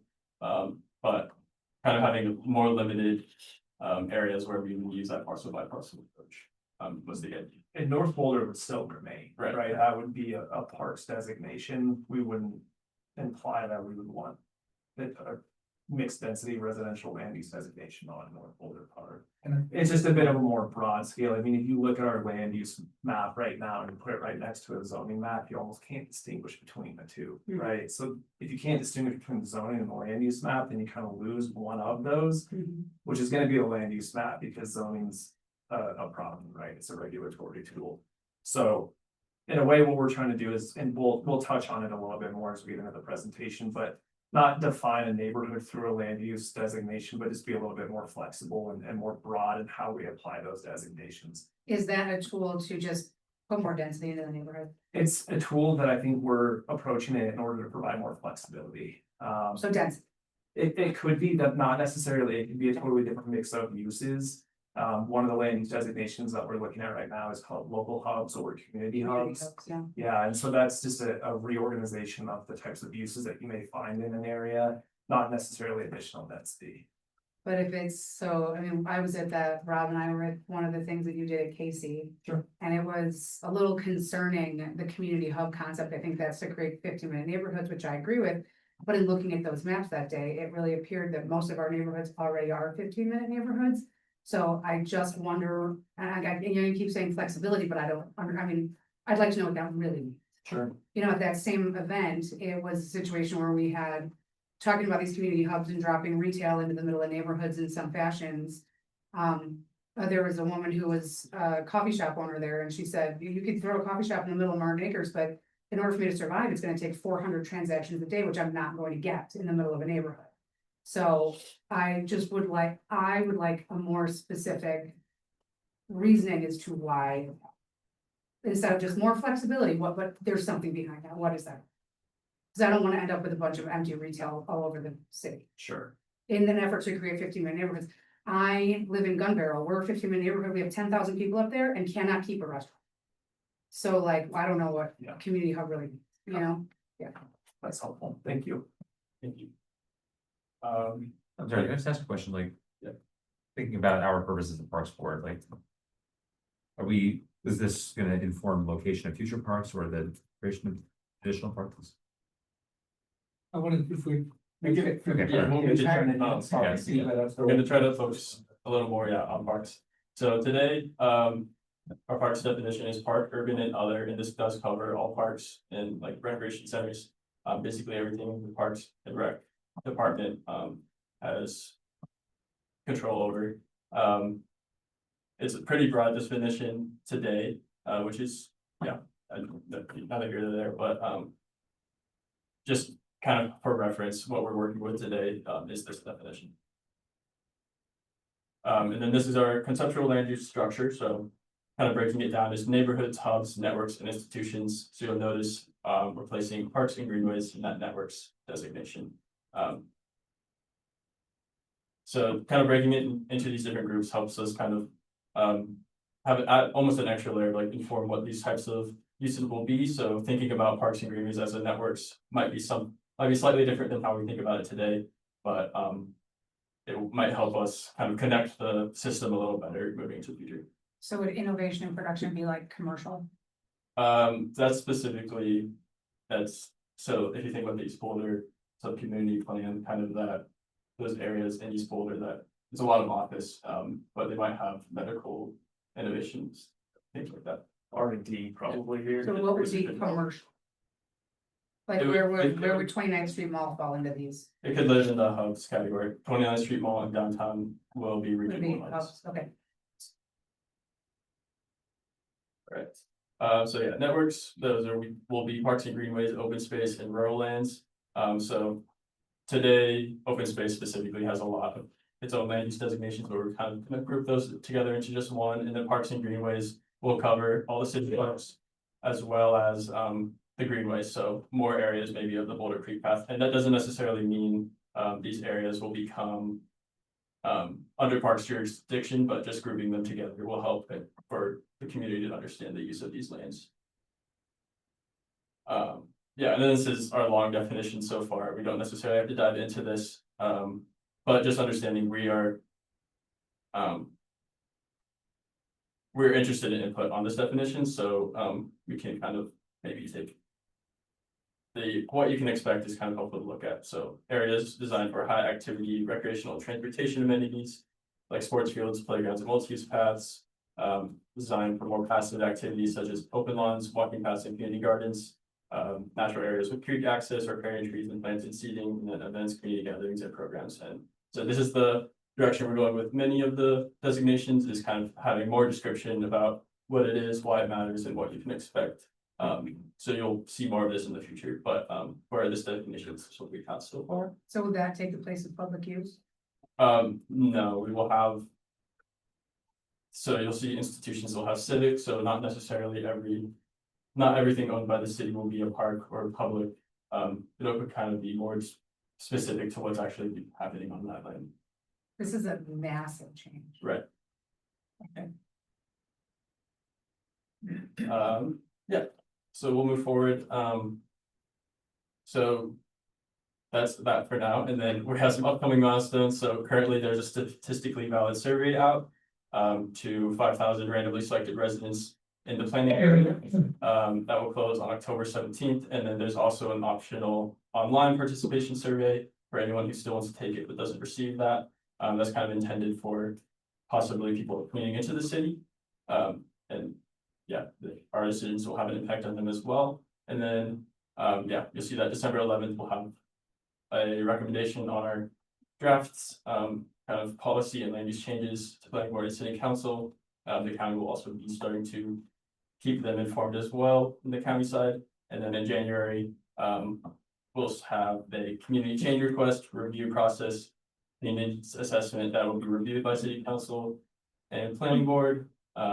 And then release the public draft in March, having some more board engagement around that time, have that final draft of the plan in May, and then ideally the adoption process in June and July. And then if you have, if you want to find any more information, especially about our engagement summary, our current conditions, snapshots of the existing conditions report, all of that will live on our boulderfuture.org website. And then, yeah. We'll move into discussion. Mark will help facilitate. I have a question. So as I understand, the goal here is we're supposed to, stakeholders are essentially trying to anticipate what would happen in 20 years, like what changes in our demographics or use cases for parks should we try to anticipate. So as I'm hearing you, tell me if I'm wrong, you're saying that perhaps we need to move to a more flexible land use model to adapt for future conditions. So I was thinking of things like, more 100 extreme heat days, like 100-degree or over heat days. And it's more of a question than anything else, is making sure that any designations of parks wouldn't limit the ability for parks to, for example, create cooling stations, misting stations, or whatever are needed in the future, so that it's not restricted or creates a level of bureaucracy that somehow the parks have to jump through a bunch of hoops to do. Or more floods, more severe flooding, and being able to, incorporate swale or storage for water in certain parks. So that would maybe be water infrastructure use cases. And so again, if you designate a park, depending on how the designation looks, would it somehow restrict us in the event we need to adapt to that new model? Or energy infrastructure, more power outages. What if the parks wants to incorporate charging stations? The communities need some place to charge their computers or whatever, phones. I'm just trying to think of like, what are all or even just like little things like, okay, let's say a park, the community in 10 years says, we want to do some sort of outdoor event at this park where we do movie night. And that's outdoor entertainment. So is that somehow gonna be restricted because we've designated it's very specifically and narrowly, so you can't do that in the future, because this is what, a 10-year thing, right? So we're trying to anticipate, is that right? Am I confused on this?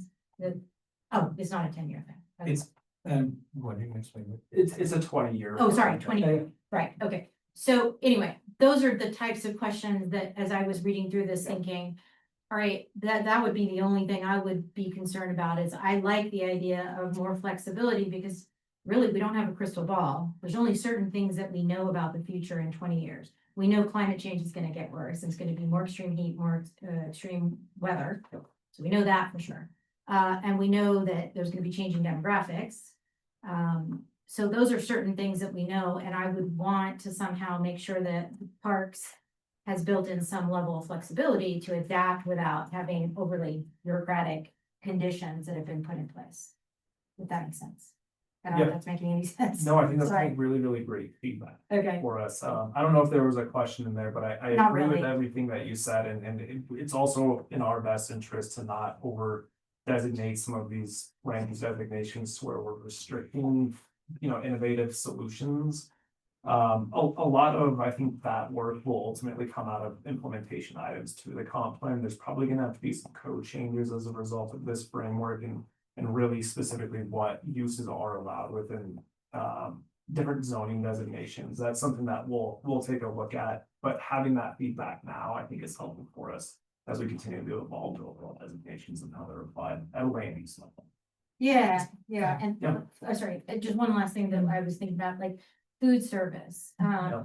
I don't know enough about whether that's restricted in certain designations, but again, if, as our parks evolve and people want food trucks or, outdoor entertainment facilities, like I said, like some sort of movie nights or thing in the summers. I just would want to make sure that we have these broadly written in a broad enough way that we can evolve with those changes over time. No, I appreciate what you're saying, and it's kind of like providing some specific examples, and, to the earlier discussion, how do we craft that as policy so it anticipates the trends that you're describing? And mostly, we know, we're also focused on flood. And now, to your point, climate initiatives is emerging, which involves things like heat islands, ensuring that we have the right sort of water policy for how we manage this, ensuring we have the right shade. And what's interesting about trying to move the redundancy in the Boulder Valley comp plan is also to be careful of your point, contradicting ourselves. Hey, we're going to reduce water, but we're going to increase canopy. Trees need water. So how do we write the language to make sure it's consistent and we're not competing against each other? But what you're definitely pointing to there is the trends we need to capture at the policy level. And that recognizing previously we did have more like flood focus. Now we've got more climate focus. Now does that language emerge? And when you get to review the final plan, the test for me is always, you'll think of a specific example. Does that fit under that umbrella? Yeah. And is there another umbrella that we give that's going to contradict it? That'll be the key in the next year. I have two things. The first is, just, I love how Boulder is community engagement. I think it's great. But in the community engagement, a lot of times I feel like people who attend those are really the people who are looking for change, not so much people who like things the way that they are. So I feel like sometimes that information can be a little bit skewed. With that in mind, I have a question about how, because involved in the land use or in the comp plan process, anyone can apply for zoning changes through that process. So as an example, the ball fields at Iris, county owned, zoned by the city. The county has submitted a request for a rezone from public use to residential with no restriction. And they'd like to get that done through the comp plan. So I'm very concerned about that. And I wonder how people are going to know that something like that is happening through the comp plan. I realize it goes through the planning department and there's public hearing, but it's just buried under all of these other gigantic changes. So I'm wondering how you think that will be managed along with all the other smaller zoning changes that are going to be requested through this process. We will treat this one no differently than any other application that we get. And for this, it's just to be specific here, it's not for zoning changes, it's for land use changes only, or changes to the service area or any sort of policy or text or revision. So we have received the applications from the county. Over the next month, we'll be reviewing all of the applications that we get against criteria that we develop as a staff, and we'll ultimately bring a recommendation forward in January to planning board and city council about which of those requests we recommend should move forward for additional analysis. So depending on the action that planning board and city council take for the Iris property, we'll either be directed to move forward with that and do more detailed assessment and analysis on the requests that we've received.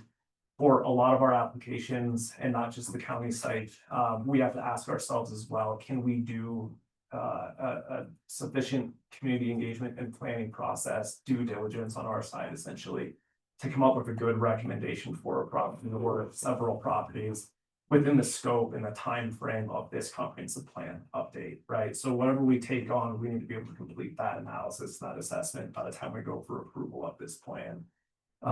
So we'll take a look at that application against that lens, against the overall policy direction that this comprehensive plan is headed, what kind of changes have occurred in the surrounding context to some of these sites. But we will not initiate a community conversation around any of these requests until the public hearing. That is really the opportunity for anybody in the public to make comment on any of the requests.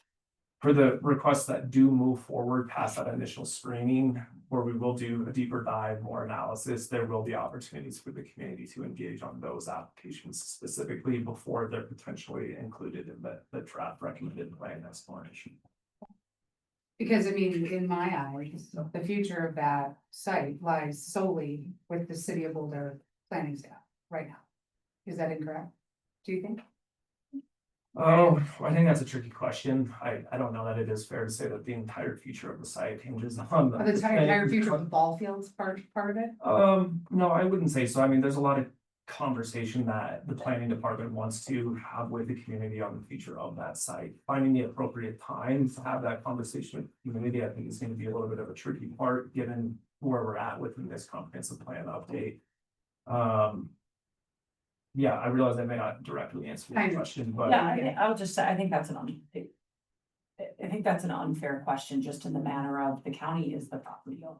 Right, and so, but not staff, the staff level, right? Like that's, I mean, I think that really is it's going to be a question around the standards and everything in the code around changes to, and it's land use or zoning, just land use, right? Yeah, and so whether it meets the criteria and all of that, I mean, just to Chris's point, it is tricky and complicated. it's tricky, needs to put out. I want to say on behalf of myself that, as chair of this board, never have we had anybody come in here and say they want less fields than. We're already below our level of service on ball fields. And, I understand we also have a housing crisis. But, I would like to make sure that we take that into consideration as staff looks at that particular request for a change. Absolutely. Because I think that there's a way to come from. And then, and I also think that changing, I know it may not be public use as these particular things may pass through, but I think it's a really scary precedent to set to change any public use or an entire parcel of public use without subdividing into residential. It just sets a precedent that we may not be able to get out from under. And as a parks department and as a board, I think we should all be very alarmed if something like that were to happen. With the growing population, what considerations should be made for how undeveloped and underutilized parkland should be used? That's a really good question. I wonder if we could pause and hear if any of our members of the board have anything else to add on that one. I mean, zoning or land use is aspirational. It's not specific. It's aspirational. It describes a vision, potential uses that could exist on property.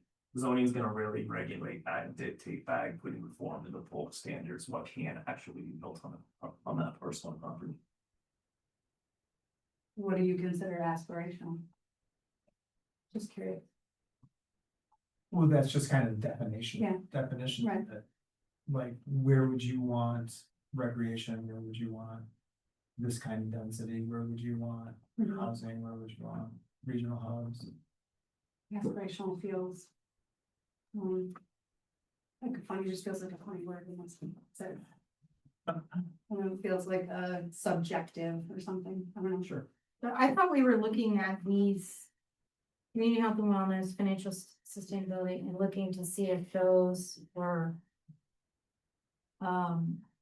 covering all the bases. I thought that's what our mission was here. Yes. Am I wrong?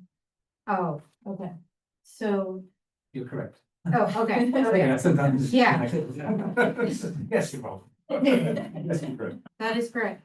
So then maybe I should correct what I said earlier. I guess when I look at those, they all look pretty good, but what I didn't see were things like parks being potentially used for cultural events, food services, climate adaptation purposes. So I didn't know if they, though, to me, I didn't clearly see that fitting within these pieces, or urban agriculture, like at some point in time, am I wrong on that? Is that part of this somehow? You're looking at a 2-sentence summary of what is 15 pages of the department. Ah, plan. okay, okay. So that's the summary of the key theme. Each has policies and initiatives to achieve. Ah, That's gotcha, okay. And basically it's saying, you know, if you look at those themes and you're saying, hey, make sure the Global Development Plan this night, make sure the Global Development Plan emphasizes this, covers this.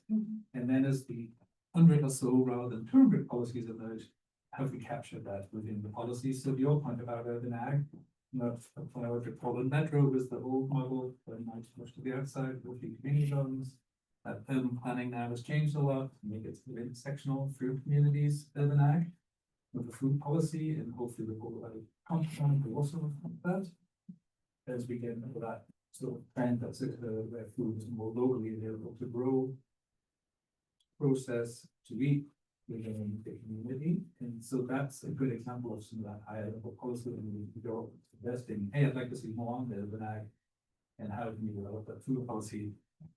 Chris has to head back and say, okay, let's check our policies that are emerging. Does it fit in there? How does it fit? And then we come back and sort of say, here's what we heard, and here's how it. Right, more just, I don't wanna be precluded in the future. Like, I don't want I want it to be flexible enough, the designations to allow for these other. Great. Yeah, okay. But not so flexible that we build housing on top of parkland. Right. That's my concern. Yeah, Don't if want we are that. overly flexible, I don't. Sure. No, certain functionalities that, again, we don't have a crystal ball. We don't know what in 20 years Boulder's gonna look like, but well, you guys probably do. That's what you do for a living. I'll say coming out from the last 10 years, I have no idea what the next 10 years look like.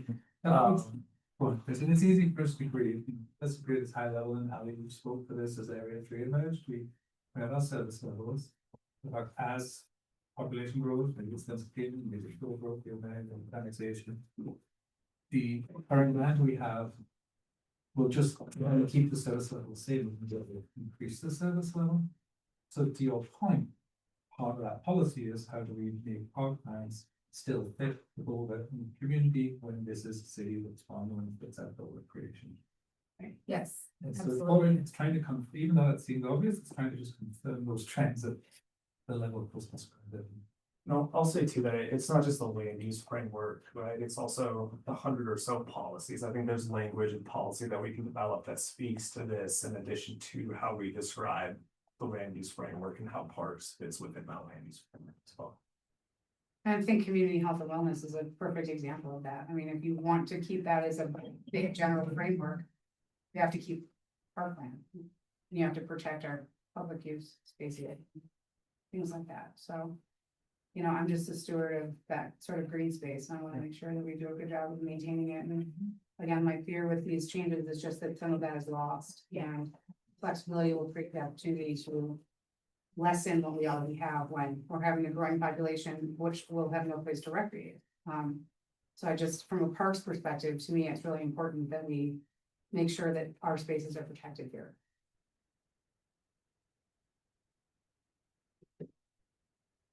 I guess what I'm sorry, I'm dragging this out here. I guess what I'm trying to think of is just more how do parks, because I'm with you 100%. That moved to Boulder for that reason. Parks, we have to have green space. But how do we make some of our parks maybe potentially do double duty for some of these other future functions that we might need or want. That's all. No, it's a great point you're raising. Our neighborhood parks is only 8 acres. There's on average about a 2 acre sort of fully developed footprint, let's say, that's like flat roads or concrete or areas, picnic shelters.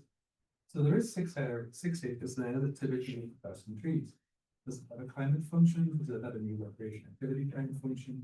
So I'm getting a bit specific there, let's try and answer your question. Yes, how do we meet emerging trends in parks and recognize service level of sort of increase? And that's the sort of statement which is real clear.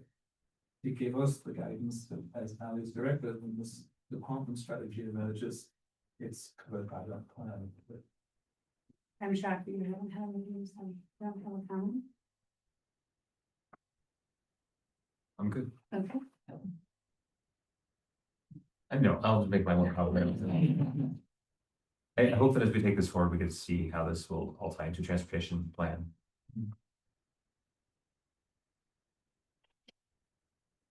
And I don't, nobody here is talking about reduction, other than this one parcel, which is not our purview as the city's board.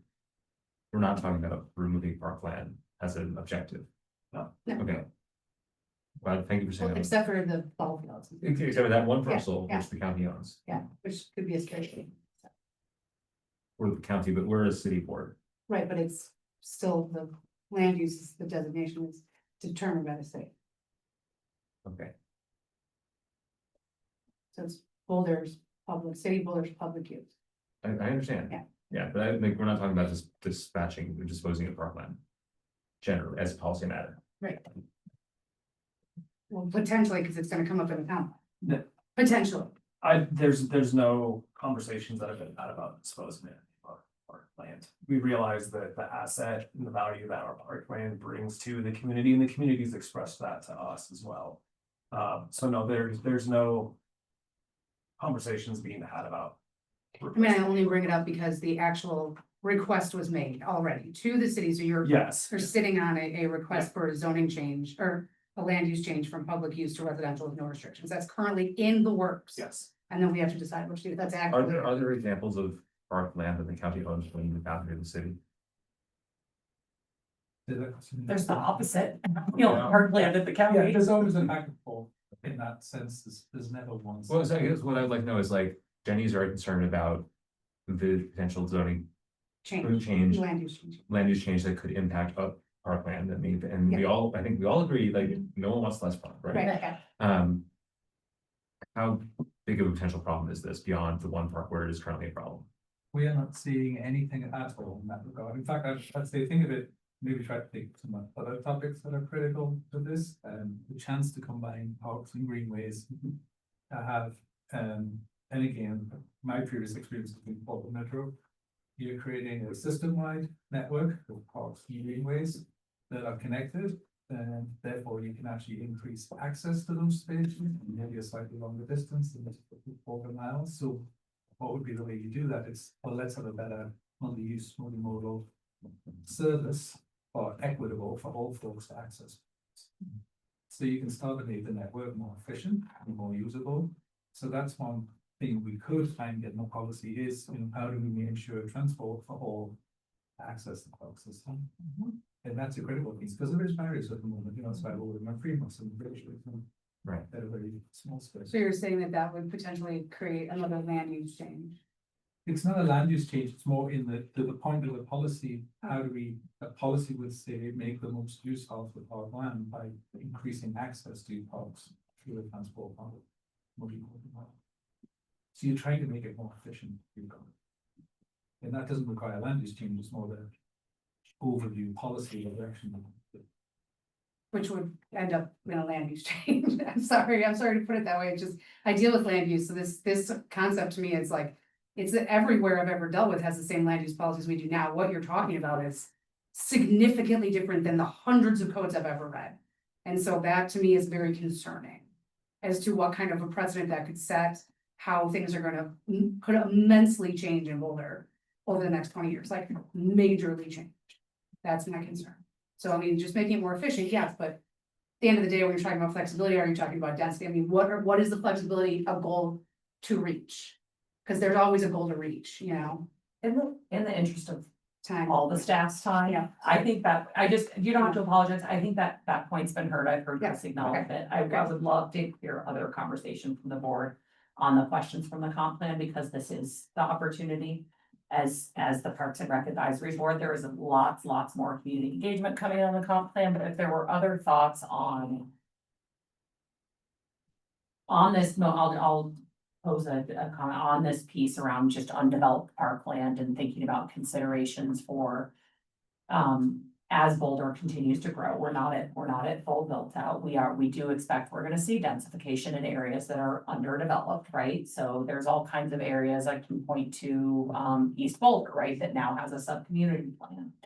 Belmont City Park, we're gonna want it to work harder to support that area, right? So I think what we'd love to hear from you all is we think about just not only undeveloped land, but we have underutilized land. So for example, at Foothills Community Park, everything to the west of the parking lot and south of the shelter is parkland. We've got a temporary dog park there that we put there to keep away prairie dogs, but the site plan for that site has ball fields and tennis courts there. And so I think what we're asking for is just your thoughts on, as we try to meet the needs of the community into the next 20, 30, 40 years, are there things that you think are missing or not being thought about? And Jenny, one of the takeaways, I'll take what you're saying a step further, is what I hear you saying, and we share the interest, is talking about levels of service for parks, that no matter how Boulder changes over the next 20 years, can we make sure the policy supports that we're healthy and socially thriving, right? And that is a key outcome of the therapy. And so I have confidence in that as an outcome. I think it's woven throughout the policies of the plan.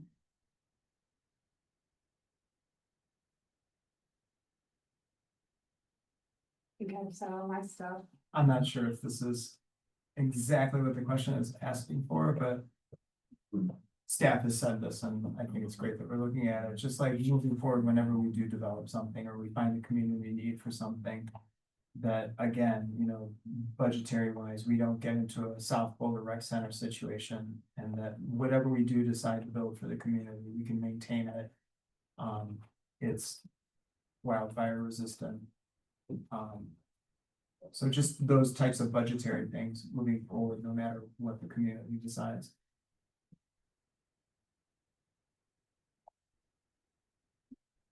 There's not a bike path.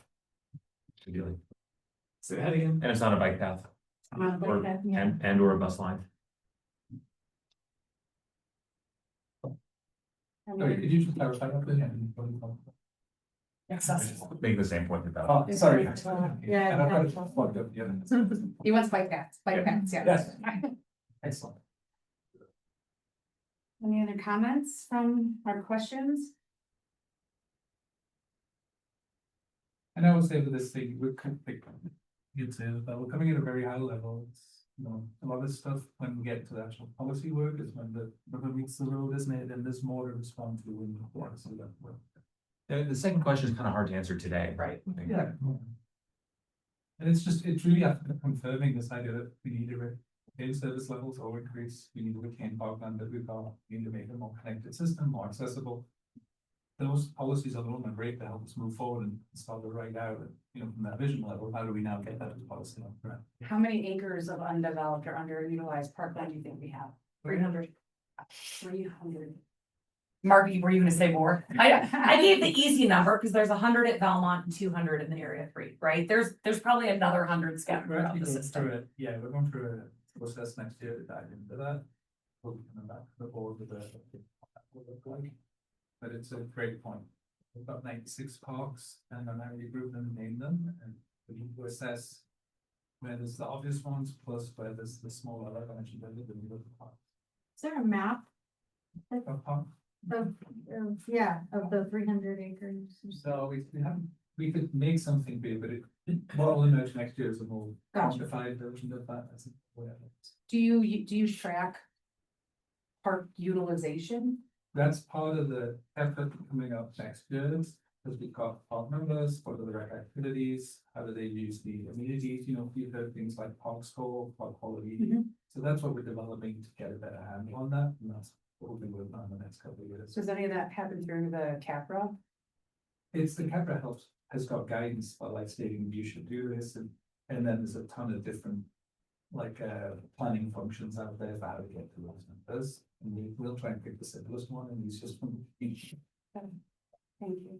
Yeah, I think just future conversations, it would help to have some numbers about how the parks are performing and what we have that's undeveloped and underutilized, and any ideas that you might have to present would be awesome. I just wanted to say thank you, because I don't usually get a chance to get directly in front of the most important people. So thanks for letting me just have the stage there. I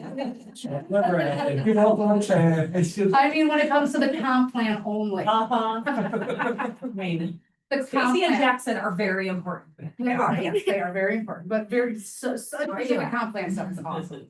Sorry, You guys I are have all- one other thought, like, I hope that we can think about, you know, we built towards the hub model or 15-minute model, I hope that we'll also be thinking about, like, if there is a need for additional BPSD facilities, that we think about how to attach that to parkland, if there's gonna be, you know, another branch of the library somewhere that we put that in a park, when possible, think about those kinds of interconnectivities. Yeah.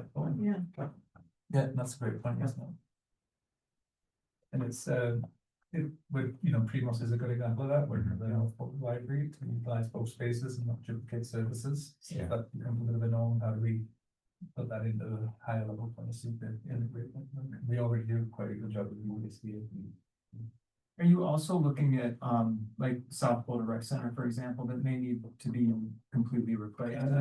A complete, not to take away the rec center, but like an integration of different uses for that? I think That's that's our- the community, Or is that out of that scope? That's a- yeah, with this. That is an October conversation. Oh, really? Yeah, Okay. so land use is not precluding any of that. We'll be talking. Awesome. Well, I just want to say thank you all for the constructive feedback. We heard you well. I realize this is probably a little bit tough to what may feel like you're jumping in at a halfway point in this planning process. And as a board, I think that can be a little bit of a challenge. So thank you all for giving it the best shot, giving us some constructive feedback. I think we heard that, and we have some stuff that we can take back to our broader team and continue developing our overall approach. My only ask is be champions for this process. With your family, your friends, your other community members, your networks. We do have our statistically valid survey open right now, and so if you or any of your neighbors have received a little form in the mail, please do fill that out. And then, as Tucker mentioned, we do have an online companion survey in case you weren't selected to take the statistically valid survey. You can still go online and do so. So I would encourage you all to fill that out if you haven't already, but help us spread the word too. We do have a lot of community engagement coming up that we're excited about. So that'd be my only ask, is to continue championing the project for us. And when we come back in March, I promise we'll have some more in-depth conversation and a lot more policy specific material, hopefully for you all to respond to as a group. Thank you very much. Thank you. Thank you for all your hard work. Madam Chair, I have a proposal for you to all to consider while we reset. We are at 8 o'clock. We probably have a solid hour or maybe a little more ahead of us. Do you what we need to reset here? Maybe a 5-minute break to move? That sounds great, thank you. Well, follow break. Do I have a motion for that? No, I just want, it's not on the agenda, so it's for you all to discuss. Are we good with the break? Good with the break? Yeah. Everyone good with the break? Move your bodies, wake up. 5 minutes. 8:06. Oh, the presenters.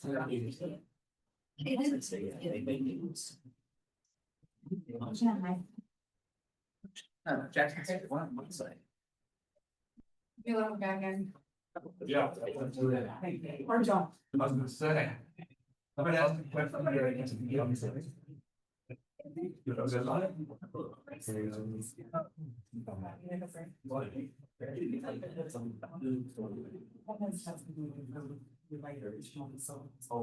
Yeah. Cute.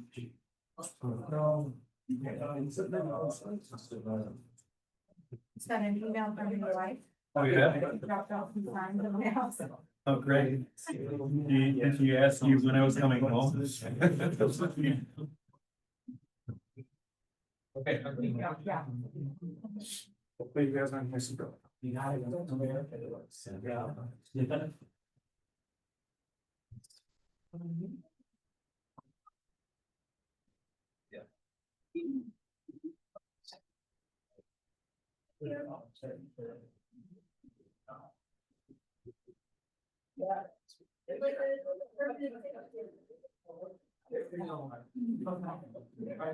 No, I see it.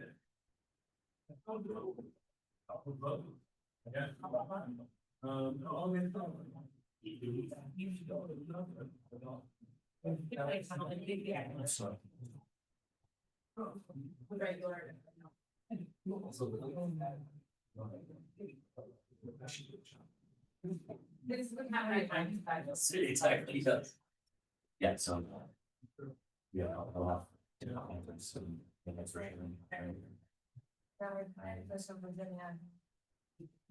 I also just remember. Where is this? You should keep my coming down, right? Thanks. Probably like. You know, after the.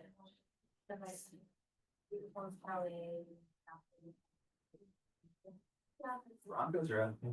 21-3, halftime. 21-3 halftime. Yeah, he threw a pick from the 2 yard line on 4th and 1. With 2 minutes to go, and somehow they got the ball back and they went down and scored a touchdown. They threw a pick in the end zone. Wow, she was saying. Oh, it should have been more. I live a half mile from the stadium, it was 20 minutes just to get out of my neighborhood. Oh, I didn't realize they shut down Colfax, they shut down Federal. I was gonna say, you might as well stay and Yeah. let the game end, and I mean, you got another whole other half to go. Otherwise, you're gonna be fighting traffic.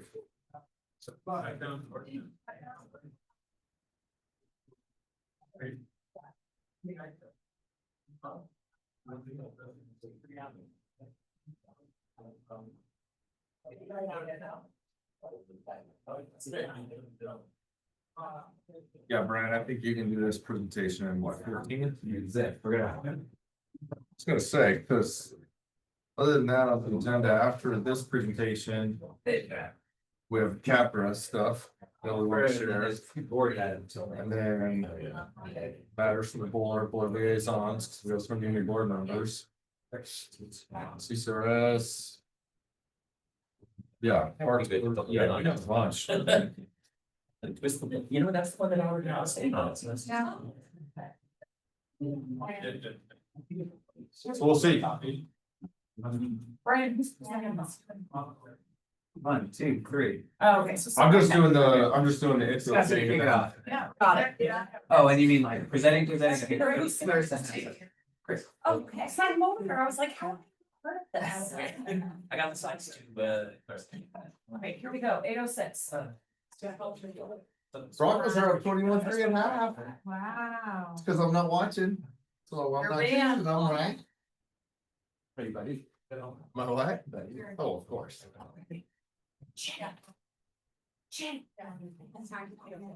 I had money on that.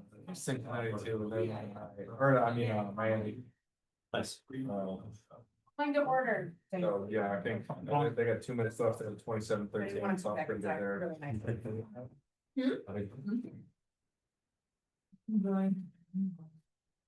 Okay, 8:06, calling back to order. We have gone through our matters for discussion. Now we're in matters from the department. Our first item of business is the community access framework. Presented by. Scott's gonna kick this item off. Yes, I'm gonna kick this item off, and so joining me are Chris Passarelli and Brian Beery, and so they'll introduce themselves as they get going here, but Clarissa is getting that PowerPoint pulled up real quick. And I will just share, the whole point of this is, so first of all, our mission is to collaboratively provide high quality parks, facilities and programs to promote the community's well-being, and so collaboratively is a key word in that, and that's what this is all about. And so these two gentlemen are going to talk about the community access framework and what it means, what it does. But specifically, it's about aligning community use of our facilities, so that's indoor and outdoor facilities, and working with partners and making sure that our fee policy is aligned and really activating our spaces. So they're going to talk about those details and how this ties into our 2022 plan, the fee policy, and the work that they're doing to make sure that we're really getting going on things. So Thursday, if you can go forward one slide, so, so the goals here today are to connect, the project with the department plan and the fee policy work. They've created a framework and we're still in progress a little bit. We're working out some of the details with the city attorney's office and whatnot, but it's getting close. And then identifying some potential pain points or opportunities to mitigate those issues. Again, with the goal to better collaborate and better provide services for our community and make it easier for people to activate our spaces. So with that, I'm gonna hand things over to Brian. Thanks, Pat. Brian Beery, one of the recreation managers. And, you know, in terms of connecting the goals of the project with the fee policy work and to provide some additional context, I can share. I'll probably start with the question of why are we talking to you about this now? And I think it's pretty fair to describe this work as just as important, but not necessarily the same scale as some of the other major elements of the fee policy, like the facility entry fees or cost recovery goals for programs that you've definitely spent a lot of time discussing already. The components of the community access framework, I think we probably just called CAF as we could tonight, which are primarily rentals, permits, and reservations, are relatively small dollar. And they have a pretty low overall community impact. We're talking about hundreds of permits a year that we issue, not thousands.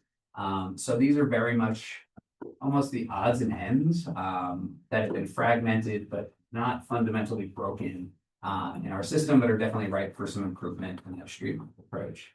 A prime example of that is a commercial use pilot program. So where someone has commercial gain on our property that has somehow lasted 14 years being in a pilot status.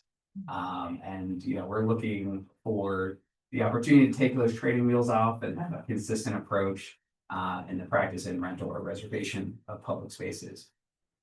It also became pretty clear in, I think, both the CAPRA accreditation process and the department plan update in 22, that if we pull all these disparate threads that are kind of spread out in different areas across the department, that, you know, they can support some of the larger department and even some of the citywide goals. So if we do this really well and effectively, we can support the sustainability, equity, and resilience goal of the healthy and socially thriving community. If we can provide a wide variety of activities for people, all people in our system, a responsibly governed department by tying some of that pricing to impacts on spaces. And then in the 2022 department plan, community health and wellness, we have an initiative there about being a facilitator, collaborator, and leader with local organizations and providing, prioritizing the thoughtful planning and management of outdoor public spaces to achieve overall community health goals and outcomes. And financial sustainability, we say that we shall determine the actual cost of an activity or service using a standardized method that emphasizes consistency of data inputs, analysis methods, and measurement of financial performance. I think you wrote that one, Jackson. But essentially, we need to know that we have aligned processes across the department and that we can apply that fee policy universally, not just in those big bucket areas. And so those are the main policy goals for this project. But the part that's really most exciting for me is the way this work is going to provide a platform for other initiatives that are aimed towards developing and maintaining partnerships, increasing access, and really providing just a straight up better customer experience. I tell Chris that no one's going to talk about our standardized methodology about damage deposits in the future. They're really going to care if it was like easy to find and accessible, reasonably priced spot to have a family reunion, right? They want to know that there's a bathroom and that there's a barbecue grill and that they can apply for an alcohol permit for that space, right? So we're trying to reduce barriers in this process and make it easier, which in turn supports equity. And that really syncs with what we heard from the community when doing engagement with renters. They want simpler online forms, consistent process across different spaces, and a more intuitive system to navigate some of the tools that we have. And then for existing commercial users and admin staff, they pointed out that there's inefficiency in quarterly back and forth on reporting, Right now, that system is based on attendance and requires a lot of emails and phone calls and tracking down and billing. And that a lot of those revenues are actually minimal. So after all that hard work, those minimal revenues aren't really connected to some of the site impacts. And our favorite example here that we like to use is that there are camps that are operating in parks that could be earning potentially tens or hundreds of thousands of dollars against a very low cost permit, while we have other contractors that work directly for the department that are held to a higher standard to deliver similar services that are operating on a revenue share model. So we need some consistency for all of these practices. And that's our problem statement. That's why this project is needed. Chris is going to tell you about how we address these issues so far, but I'll also just mention, and I think I mentioned this a little bit earlier when we were talking through the consent agenda, is that as a project that touches multiple service areas and department goals, our leadership team opted to resource this work through what we call a matrix team. We have 5 or 6 of these a year typically. And they have representation of all levels of staff, from senior managers to folks answering the general phone line to the actual folks that are cleaning up park shelters after rentals. And it gives that wide range of perspectives, gives some professional development opportunities for our team leads, and then it helps our staff be part of the solution that we're trying to pioneer here. So really proud of how they done this work. Clarissa's on our team too, so if there's anything you miss, Clarissa. And so with that, I'll pass you over to Chris, our project lead, to hear how elements we focused on so far. Sound good, right? Yes, absolutely. And yes, I'm Chris Pasquale. Pleasure to meet all of you this evening. I've just met Ernie so far, so racking it up here. As Scott said, right, there's a lot of details that we're still putting a fine point on. But Brian described excellently where we're trying to go here. So don't worry about getting into the nitty-gritty on this slide, but we had to start by organizing our spaces and our users, right? And we have to do that in a consistent manner. We've got park spaces that might have a boundary around them, they might not.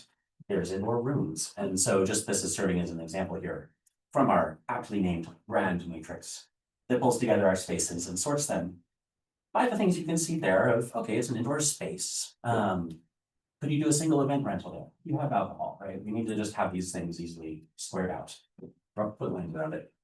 And with that comes definitions. What does it mean to be able to run a single event rental in there? And so a lot of this is what we're pulling together to make sure that we're putting everything through a consistent pipeline. And over on the far left of this though, now I am indicating to it, there's use type and site type. We started from a very user-centric perspective here. So it's not so much, oh, do you want a exclusive park space, or what do you want to do here? Do you need a dedicated sports facility versus you're looking for an event space? So we've tried to create this from the ground up to really organize it based on the intent of the user. Finally, as the partnerships work will flesh out in the coming year, we want to be able to identify those customer types. Are you doing it for commercial gain or just personal use? All the way up to what is the level of mutual benefit that we are exchanging together, and hopefully floating all ships here.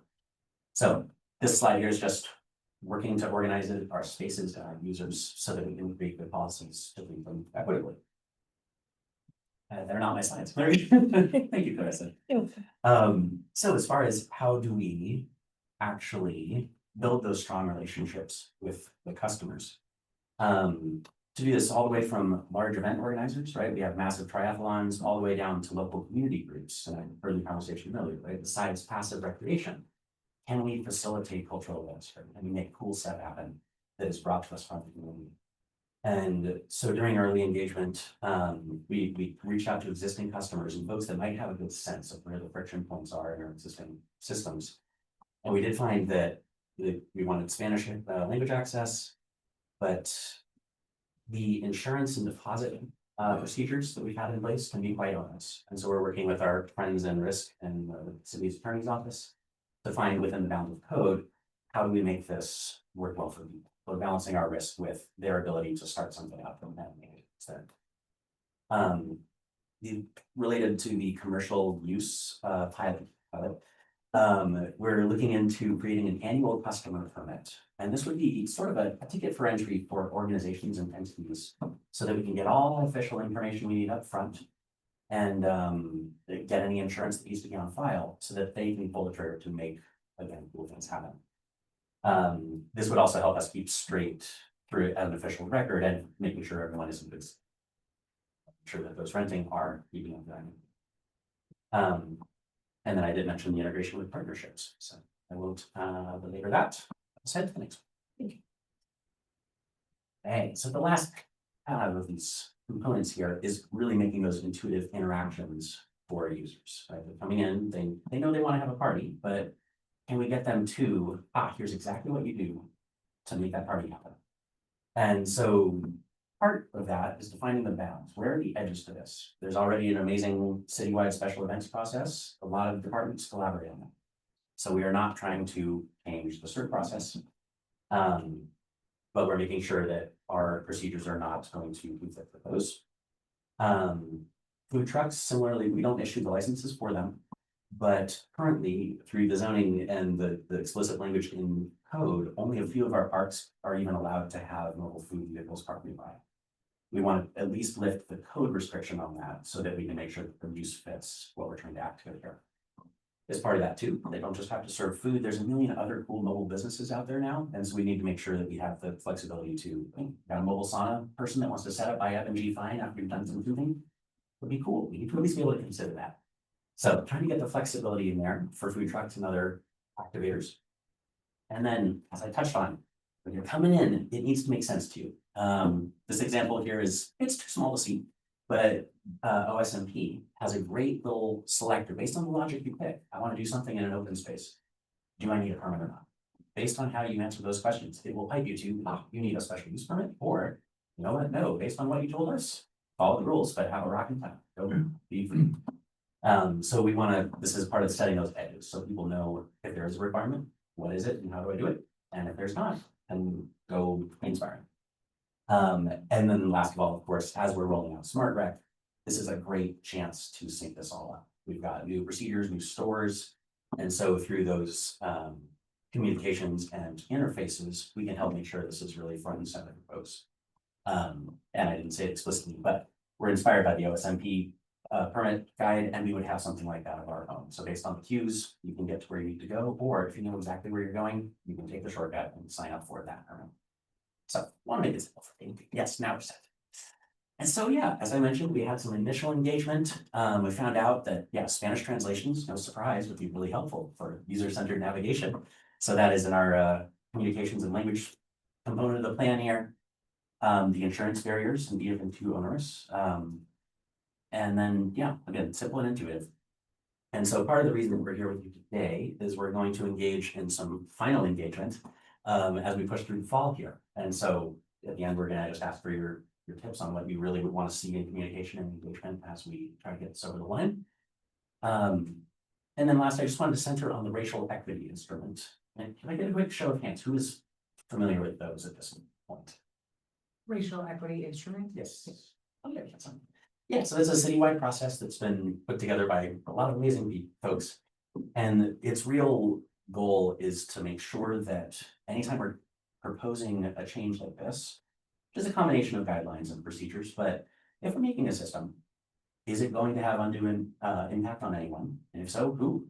And then let's identify proactively strategies to mitigate any undue burden. So we've really gone down with a representative from the equity office to do the first chunk of it. And then as we get closer to a final plan, we will close the loop with that and make sure that we've assessed everything we're recommending here through that system. And so we are equitably helping our community with it. Yeah, that's the bones of what we're doing here. With that, I will hand it back to Mike. Yeah, so the other connection that I alluded to a little bit already is how this project overlaps with another departmental project focused on partnerships that we talked about a little bit in the consent agenda. And the metaphor I like to use is that if the community access framework is setting the table, that's organizing our things, our activities, that partnerships is inviting in the guests and helping them find their place and how they'd like to interact with us. And we've had some structure to guide partnerships in the past, mostly related to programming, but it's been very one size fits all. And so the partnerships team has been focused on aligning those potential benefits. We talked about earlier about benefits given by the department to partners, along with commensurate benefits that could be received by the department across a few categories. Right now, those are looking like it's programs and services is one category, stewardship, so ways that we work with maybe volunteer groups as partners to help take care of our system, and then philanthropy as another group. And this team has made some conceptual tiers to capture how strongly aligned that mutual benefit might be. And the only thing we can agree upon right now is that we're not good at making names. And so right now they're just in there as tier 1, tier 2, and tier 3. And they really just help communicate that alignment level and what benefit might be received.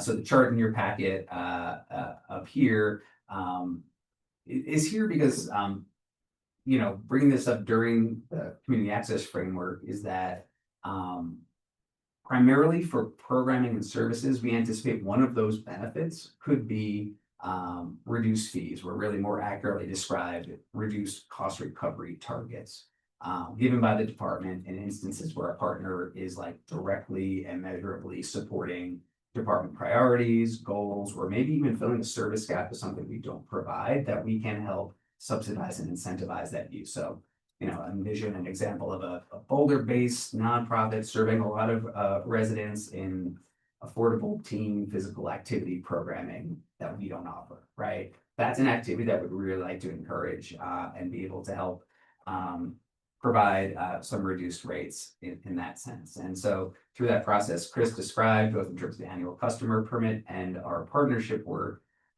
we demonstrate a little bit of how that might work and how we would accept partnership applications for areas that help us advance those priorities to some degree.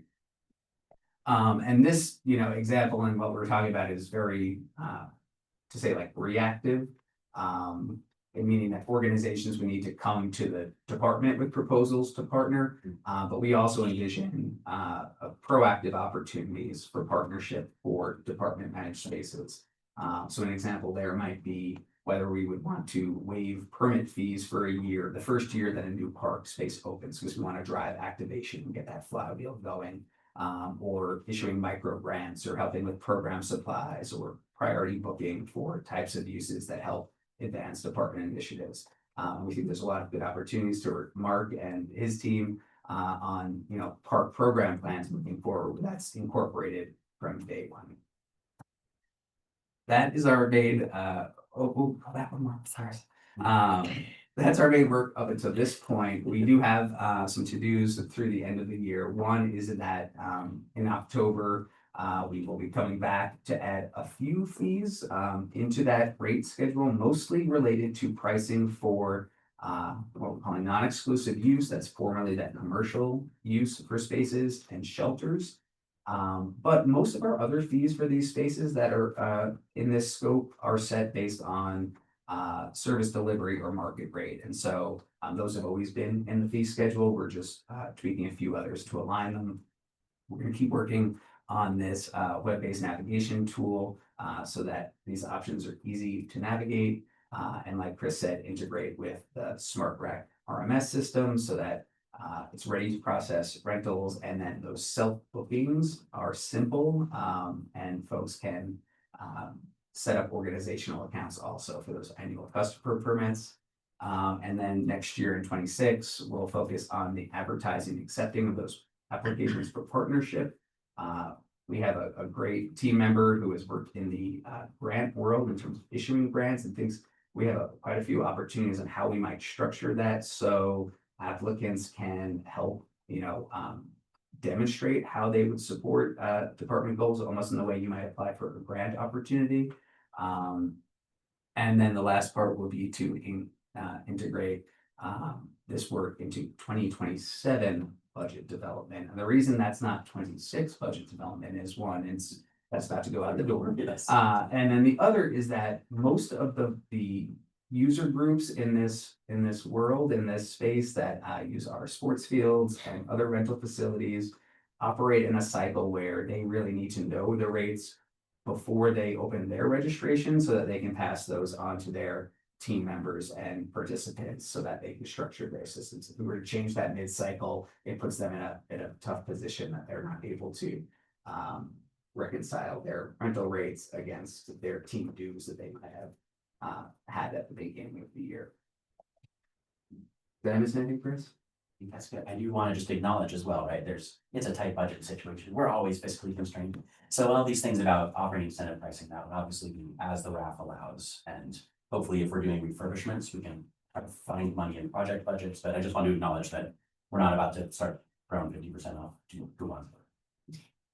And so we do have some questions, and I know this is probably like a hard mental shift to go from like a 30,000 foot Boulder Valley comprehensive plan level down to individual picnic shelter permits. So really what we're just hoping is some discussion on, you know, if you foresee any challenges or opportunities that we can proactively address with community member concerns.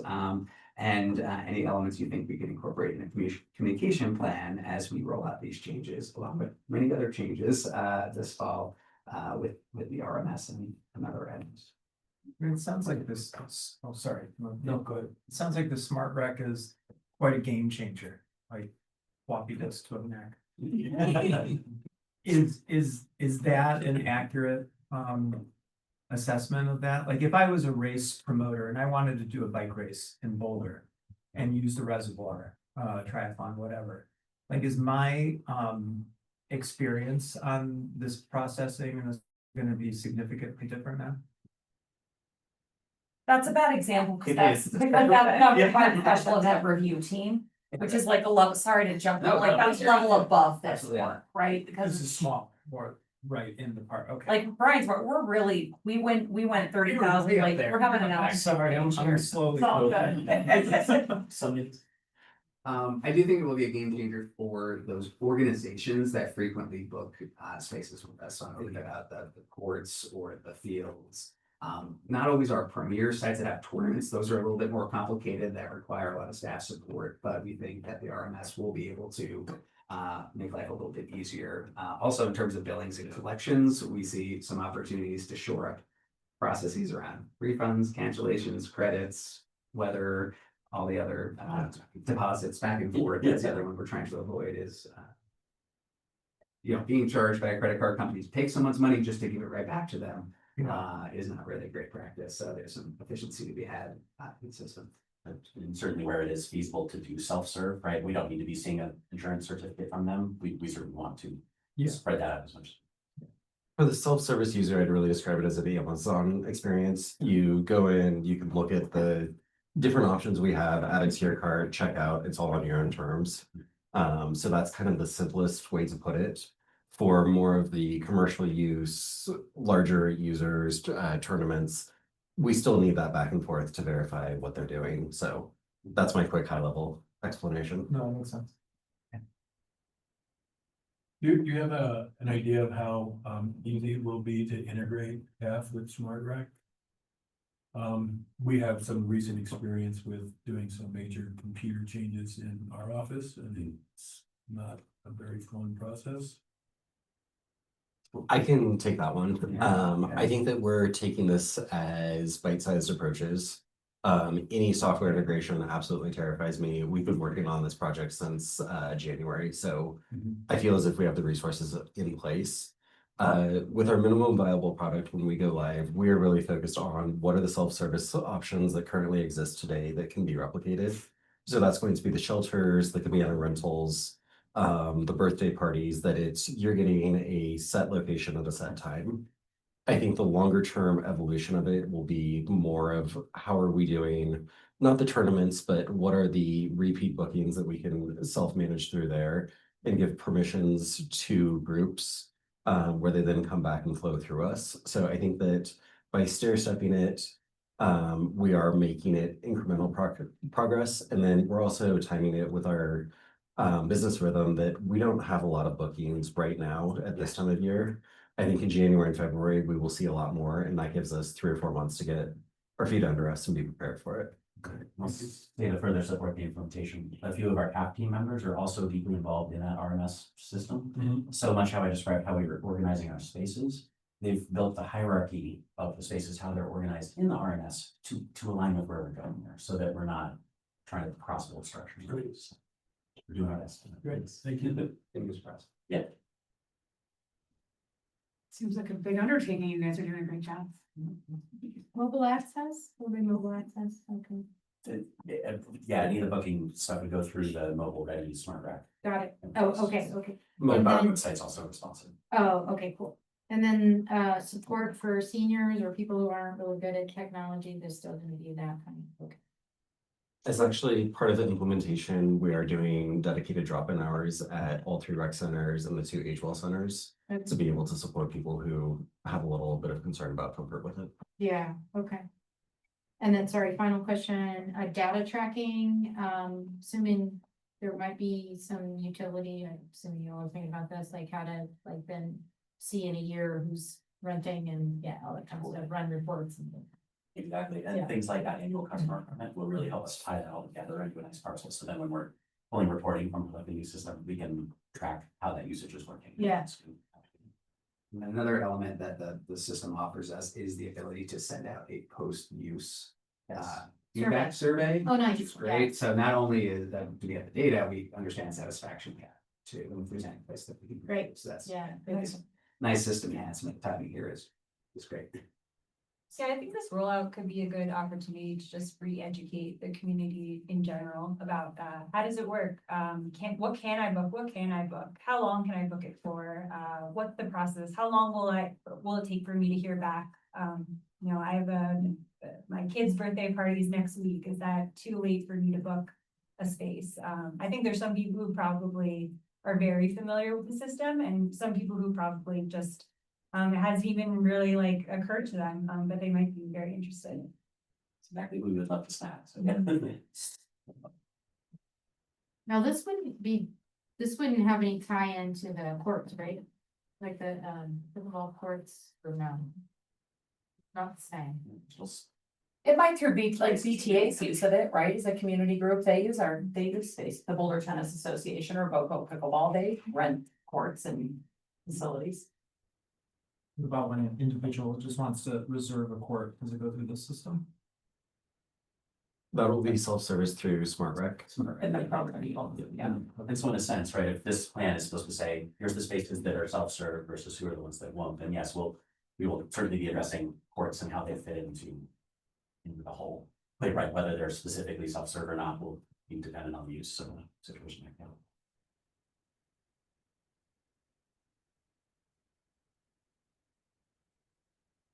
Right, any other questions?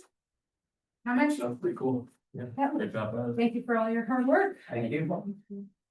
All right, next we have CAPRA, Commission for Accreditation of Parks and Recreation Agencies. All right, this last month, something came out about Capra and Yvonne, thank you.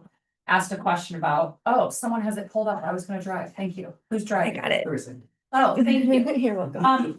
Recognizing the time and that you all have business, we're gonna give a speedy just overview and reminder why Capra matters and why we spent so much time and department resources on it. And so Chris and I are just gonna share a little bit about that. So Capra is the Commission for the Accreditation of Parks and Recreation Agencies. It is governed by the National Recreation and Park Association and the Commission for the Accreditation of Parks and Recreation Agencies. And so there are 154 standards organized into chapters such as administration, planning, facility and land use, safety, and risk. And standards that you have to write documented compliance for. Less than 2% of agencies across the country are, I think that number right now, Kate, you just wrote the press release, is 231 out of about 10,000 agencies in the country. And so, yeah, we're tuning our heart. We're pretty quiet normally about our achievements. We are not being quiet about this. It is a very big deal. I am not being quiet about my colleagues being sick of me. There's a lot we love about accreditation, so we're gonna tell you a little bit about it. But first, we just wanna remind you, if you'll go to the next slide, Chris, you'll see all of us with these stickers that we're actually about to update. When we did this journey, why for our department, we said it was important, is outlined in this logo that our graphic artist created. And if you go to the next slide, we'll just say, for us, it was really important for our people. Scott has a great story. He starts as deputy director and I hand him, 15 PRAB memos to understand what our fee policy is. Having an actual documented fee policy is one of the CAPRA standards. Now, on our website is a very clear, transparent fee policy for folks to see. Depending on the service you are receiving in Parks and Recreation, how will we determine your fee? And so we've made onboarding easier. And then the other part of it for our people, this whole process was done. We had over 50 teammates involved, and it was intended to be a professional development opportunity to give people project management skills, policymaking skills, analysis skills, and really teach continuous improvement. And that's what the journey, the little path here. Accreditation happens, it's not a one and done. You have to reaccredit every 5 years to maintain the distinction. And in reaccreditation, you can't just slap a new date on a document and say, oh, we updated it. They want to know, how have you changed? How have you improved? Such a high bar. It's a great bar for us because we already know, we say out loud, one of the things we're getting better about saying out loud about ourselves, both in, as we recruit and hire and as we talk to people, we have a high standard and we're excited that this is just gonna help us align with that. And then Capra is, Scott earlier said our mission, it's to provide high quality parks, recreation facilities to promote the community's health and well-being. We've never defined the high quality. And Capra is one way. You're gonna hear in 26 work planning another way that goes to some of what Mark was talking about. How do we measure it? How do we show it in doing some outcomes-based work? So the next slide, really, someone asked the question like, okay, I'm a community member and why do I care? You may not, let's be clear. Community members still may not care, but our hope is that they know that this team is meeting national standards. Hopefully it's one less question about what is your government doing? We know, one of my team's heard this a million times. One of my favorite stories from grad school is my professor saying, if someone has a bad experience with the DMV, they don't say, they say, I hate government. And our hope is that as people have good interactions with our work, and they see this good governance, that it helps increase trust in government. It can lead to external financial support. It can, because you have frameworks in place, because you are a well-run agency. It does increase the accountability for us, again, because you have to update those standards and do the work every year. I put external funding twice. Apparently, I thought it was really important. That is my hope. I'll be really clear. I am very, very that this leads to trust at the ballot box, that it leads to trust from donors. For sure. And from other philanthropic partners. One of the key ways we got this done, though, is that we carved out in the budget in 2024 and 25 a fixed term position, and we posted for it. And the gentleman to my left was successful in achieving that job. And so Chris Passarelli has been our trail guide for 2 years on our journey to Capra, and he's just going to talk a little bit about how we did it. Totally. It was just a delightful project, as you know. But yeah, we had 5 different matrix teams, and that's come up a few times tonight, right? So we have cross-functional groups of people from different work groups that wouldn't normally get to interact. So they're all sharing insights and working together on their respective chapters. And then we also had a smaller navigation team to make sure that we were on track, right? How are we doing with the broader picture of all these standards? And then helping coordinate with, jumping to bullet 4, our partners in HR, finance, risk, facilities, and IT. It took people all around the city to do this, right? Because they want to see that you have good operations working. And for us, we have a lot of internal services partners that help us do that. So there were a lot of threads to pull together, but with over 50 capable people, they were the ones officially involved. And then never mind everyone else that is out there doing the work every day that we needed to collect information from, share information with, and get feedback. So it was really everybody. It was a big old sequence throughout the year of monthly coordination meetings across those teams. And in the end, we got to 98% of the standards. We only had to do 90% for our first accreditation, but also didn't want to just check boxes. There was a few where we knew we wanted to do even better. So these are just the ones we were extra super duper ready and proud about. So this whole process kind of flowed through 2024. Then we had our visitors come in March of 25, and they got to see that we were living it. So they'd already read all the papers, but then you get to actually see the programs. This is our awesome expand basketball. You're at YSI, we're helping out in this specific housing community. And they just didn't say enough wonderful things about it. And so, as Ali said, accreditation, now that was step 1. Now we get to live towards reaccreditation. And so through all this, I just look forward to just keeping these shoots growing. The opportunities for staff working cross-functionally, right? We're breaking down those silos, really living this one Boulder philosophy, and then getting them, they get to know each other and they know who to ask next time. You need to know how does a snow shift work? to make sure that everybody had all this beautiful information at their fingertips. We have a Capra library available to all of our internal folks. That's how Scott doesn't have to read all of his fee policy memos now. And also it's great for onboarding, new folks coming in, we can give the specific documents that are all tied together through a nice narrative, so it's digestible for them.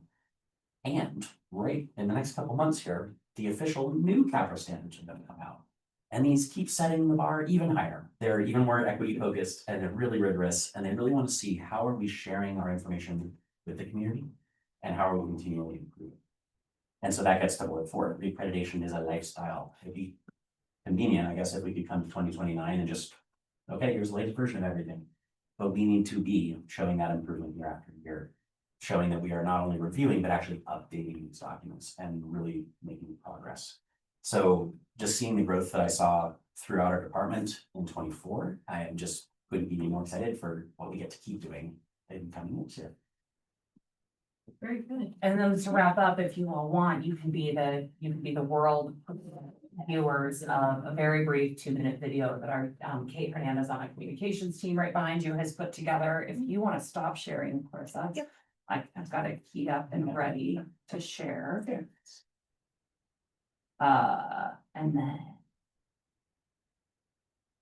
hopefully the sound will work, as sometimes I don't.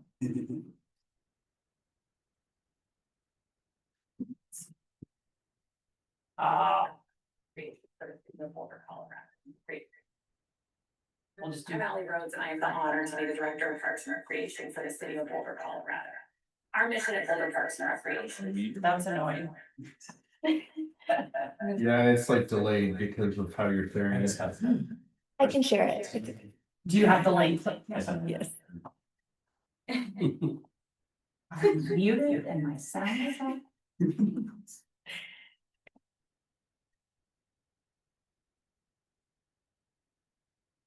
Oh, look at that. The sound. Hold on. Sorry, I'm gonna make a suggestion now. Can you send the link around so we can enjoy this in the comfort of our? Sure, we can do that. Yeah, actually, what we'll do is we'll share it later this week, because it was at 95%. There's some very few edits, so we will share this in the interest of time. Thanks for that, Bernie. But congratulations. We've updated our sticker to show that we've actually achieved it on a journey. So you all share these with pride. We're really proud. It should be, yeah, exactly. Amazing. Nice. So do we. Kind of cool that you embrace the challenge to continue this, you know, for the next 5 years and the next 5 years. It's gonna be, it's gonna be fun. I have to say, the way you talk with your hands makes me so happy. It's just, it's so engaging and so wonderful. Thank you for that. Chris, we're excited is returning to a slightly different position in business services to help us with more of our database work and work planning stewardship, which is really exciting. He's an excellent teammate.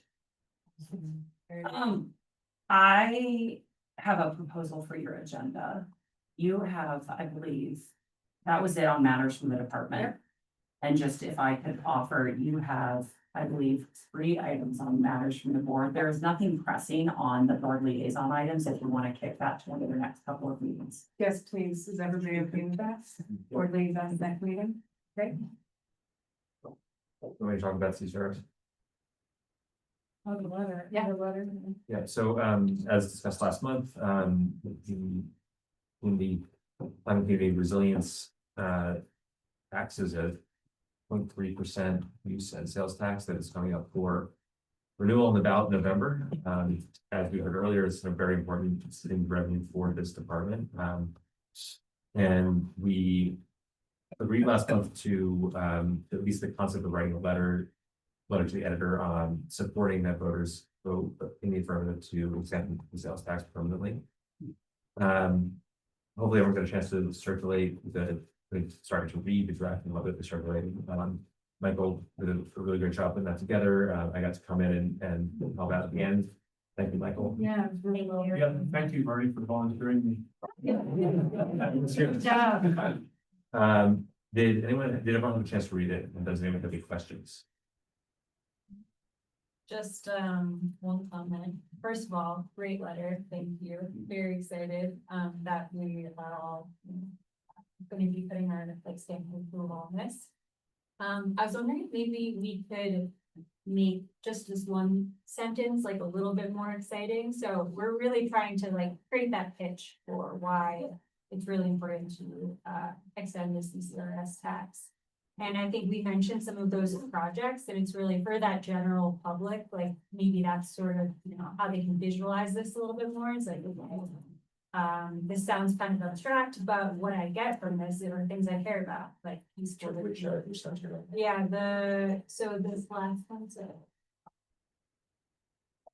to fund future projects moving forward with the long anticipated civic area phase 2 update, the necessary East Boulder Community Center renovation, the Pearl Street Mall refresh, Boulder Creek signage, and other projects. So I think maybe like Boulder Creek signage just sounds like a little. Those are the projects that are currently planned. No, I. Yeah, I agree. Is there a way to Very great signs. We, yeah, we. rephrase some of the projects that are upcoming to make them sound more exciting to the general public? Directional information to the budgets to Boulder Creek. What would be like, I think.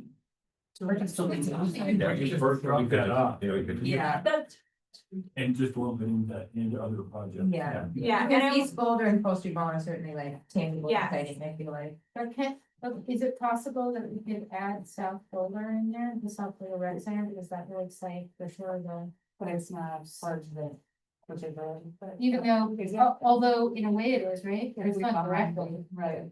This, I mean, it will help with that effort, right? I think it's disingenuous. You Oh, think, yeah. oh, you don't think that's I think accurate? it's just the potentiality. You know, you can put it out there, Okay, people thinking that's gonna happen. If they vote for this tax. Yeah, I don't know. It's really on top. okay, okay. is there also a way to just like rephrase civic area phase 2 update for people who maybe just like aren't as much in the know? For what that means? Everybody knows what that is. Yes, I think we can do that. Sounds great. That's not, yeah. What would you hope the way to describe that out? Central Park renovation? Say that, sorry. What would a colloquial way describe a civic area phase 2? Could we say like Central Park renovation? The only problem, It's more than Central. sorry, I'm distracted.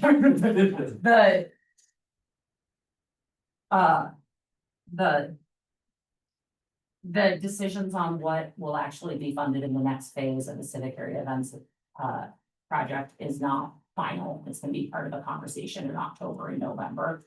And so it'd just be a sequencing thing, like for a council member to read that and say it's Central Park before we've actually had the conversation with them about this is the recommended next steps in construction based on the things that, I mean, So could we say something like downtown Boulder Park Street? yes, refresh, i- update, improvements in our downtown, like, yeah. or just the- I mean, part of the project in the future also is to explore a reading, because who knows what Central Park or the civic area are. Like, I'm curious if anyone outside of local government knows what those two things are. Like, Jenny will correct me spelling your name. Thank you, just want to sign some curse with it. My husband for it every day. Conceptually, is everyone happy to put their name on this letter? yes. I would say that the ballots come out on October 10th, so we'll get there within the next 5 to 6 days. Well, I think if we can, should we take a vote to just Yeah. formalize? Would anybody like to make a motion to submit the letter with minor edits, letter to the, is it an op-ed or a letter to the editor?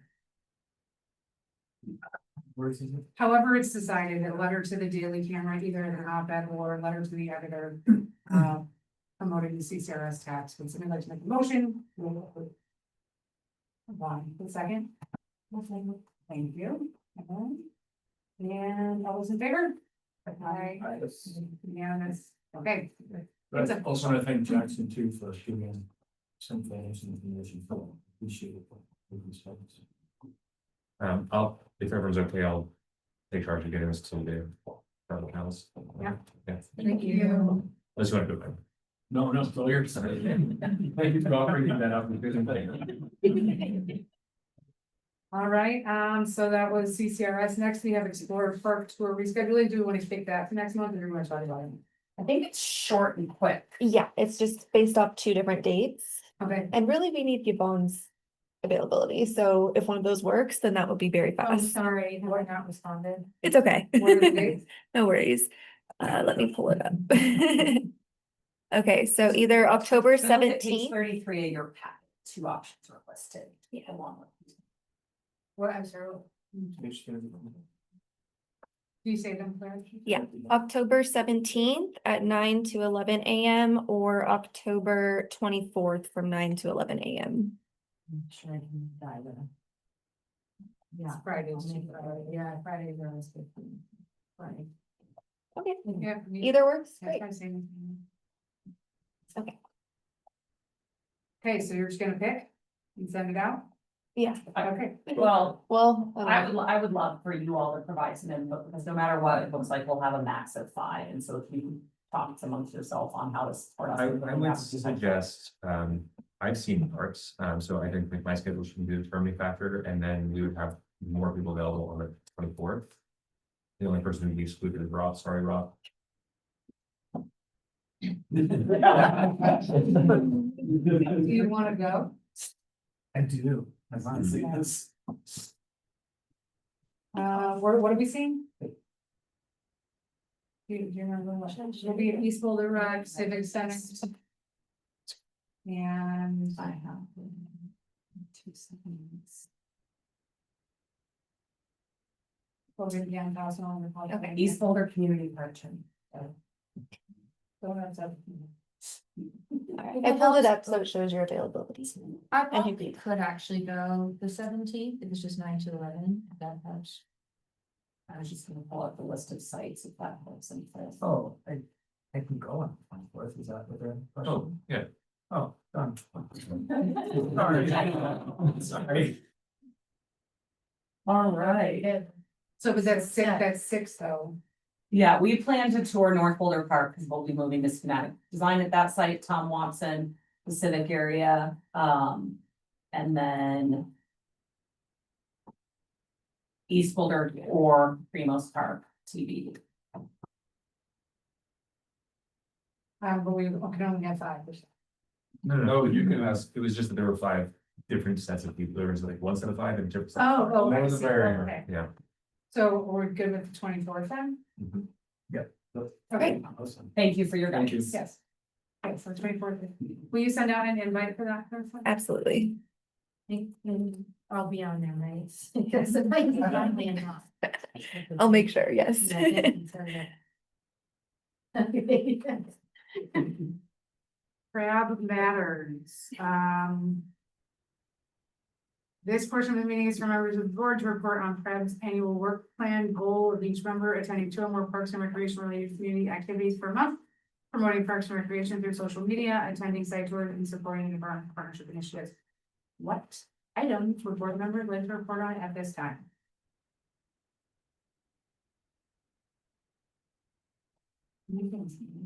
I've done some things. It goes with you on those things, although I don't remember what I did yesterday. Yeah. You still for like Jubilee and how thoughts. I did, yeah, we spent some time in South Boulder talking about South Boulder Rec and all the beautiful things that are happening at Harvard. And seeing the lake, that was great. We've done a lot of community engagement, we've talked a lot about supporting the CCRS tax. Did the Play Boulder Foundation golf outing, which was a huge success.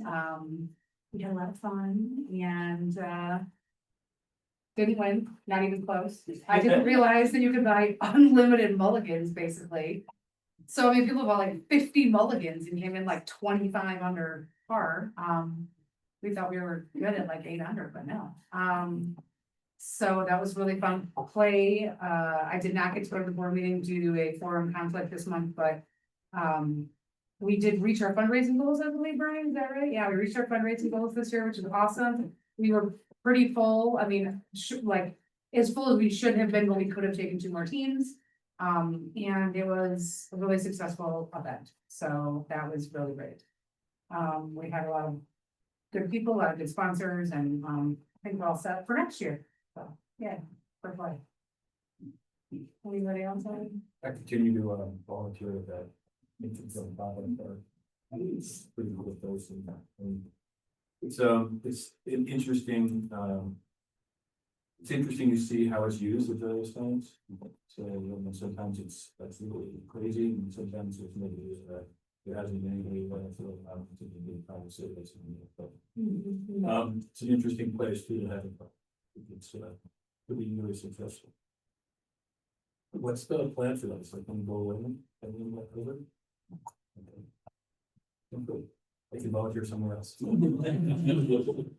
Yeah, you guys are gonna hear about this, it'll be great to excited about. Okay.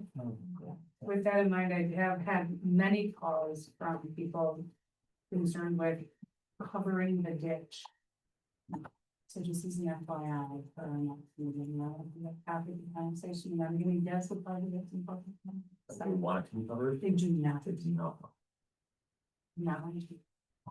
So that's just sort of this stuff. Is it understood? It's not. No, The it ditch is. is, the ditch is not, yeah, it's not. It is outside of the landmark boundary. Oh, I'm sorry, it's not And the historic. Olmsted Brothers' original plan for that part has it capped. at But 1.1. it's historic in the sense that it pre-exists the state of Yeah, Colorado. right. It's old. It's very, very, very. It doesn't have a designation. That's Right, why got it. historic Boulder is very concerned about what happens with it. That's what making the point. But it doesn't have an owner, as I understand it. Like there's like, yeah, there's like a conglomerate that just companies that own that and so anyway. For the conversation. And then, I feel like I actually, we want to,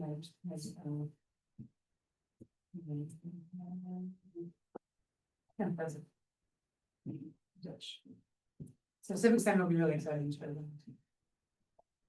Any other matters from the board, from the board? No? Okay. All right, our next board meeting is October 27th. Everybody has that one noted. It will be here. That's right, or is that when Penfield take? Next month will be at Brenton, and then November and December will be at Penfield. Yes. So for new folks, that's Penfield State is Broadway and Canyon, and you go upstairs, downstairs. Thank you. And all right, any other matters from the board? Any other comments for the day from anybody from staff or board? Then we are. Thanks, everybody. That was a really packed event. Your next few months. are Fourth quarter. Very Yes. Yeah, well, I'll be I am gonna be attending. Now 28.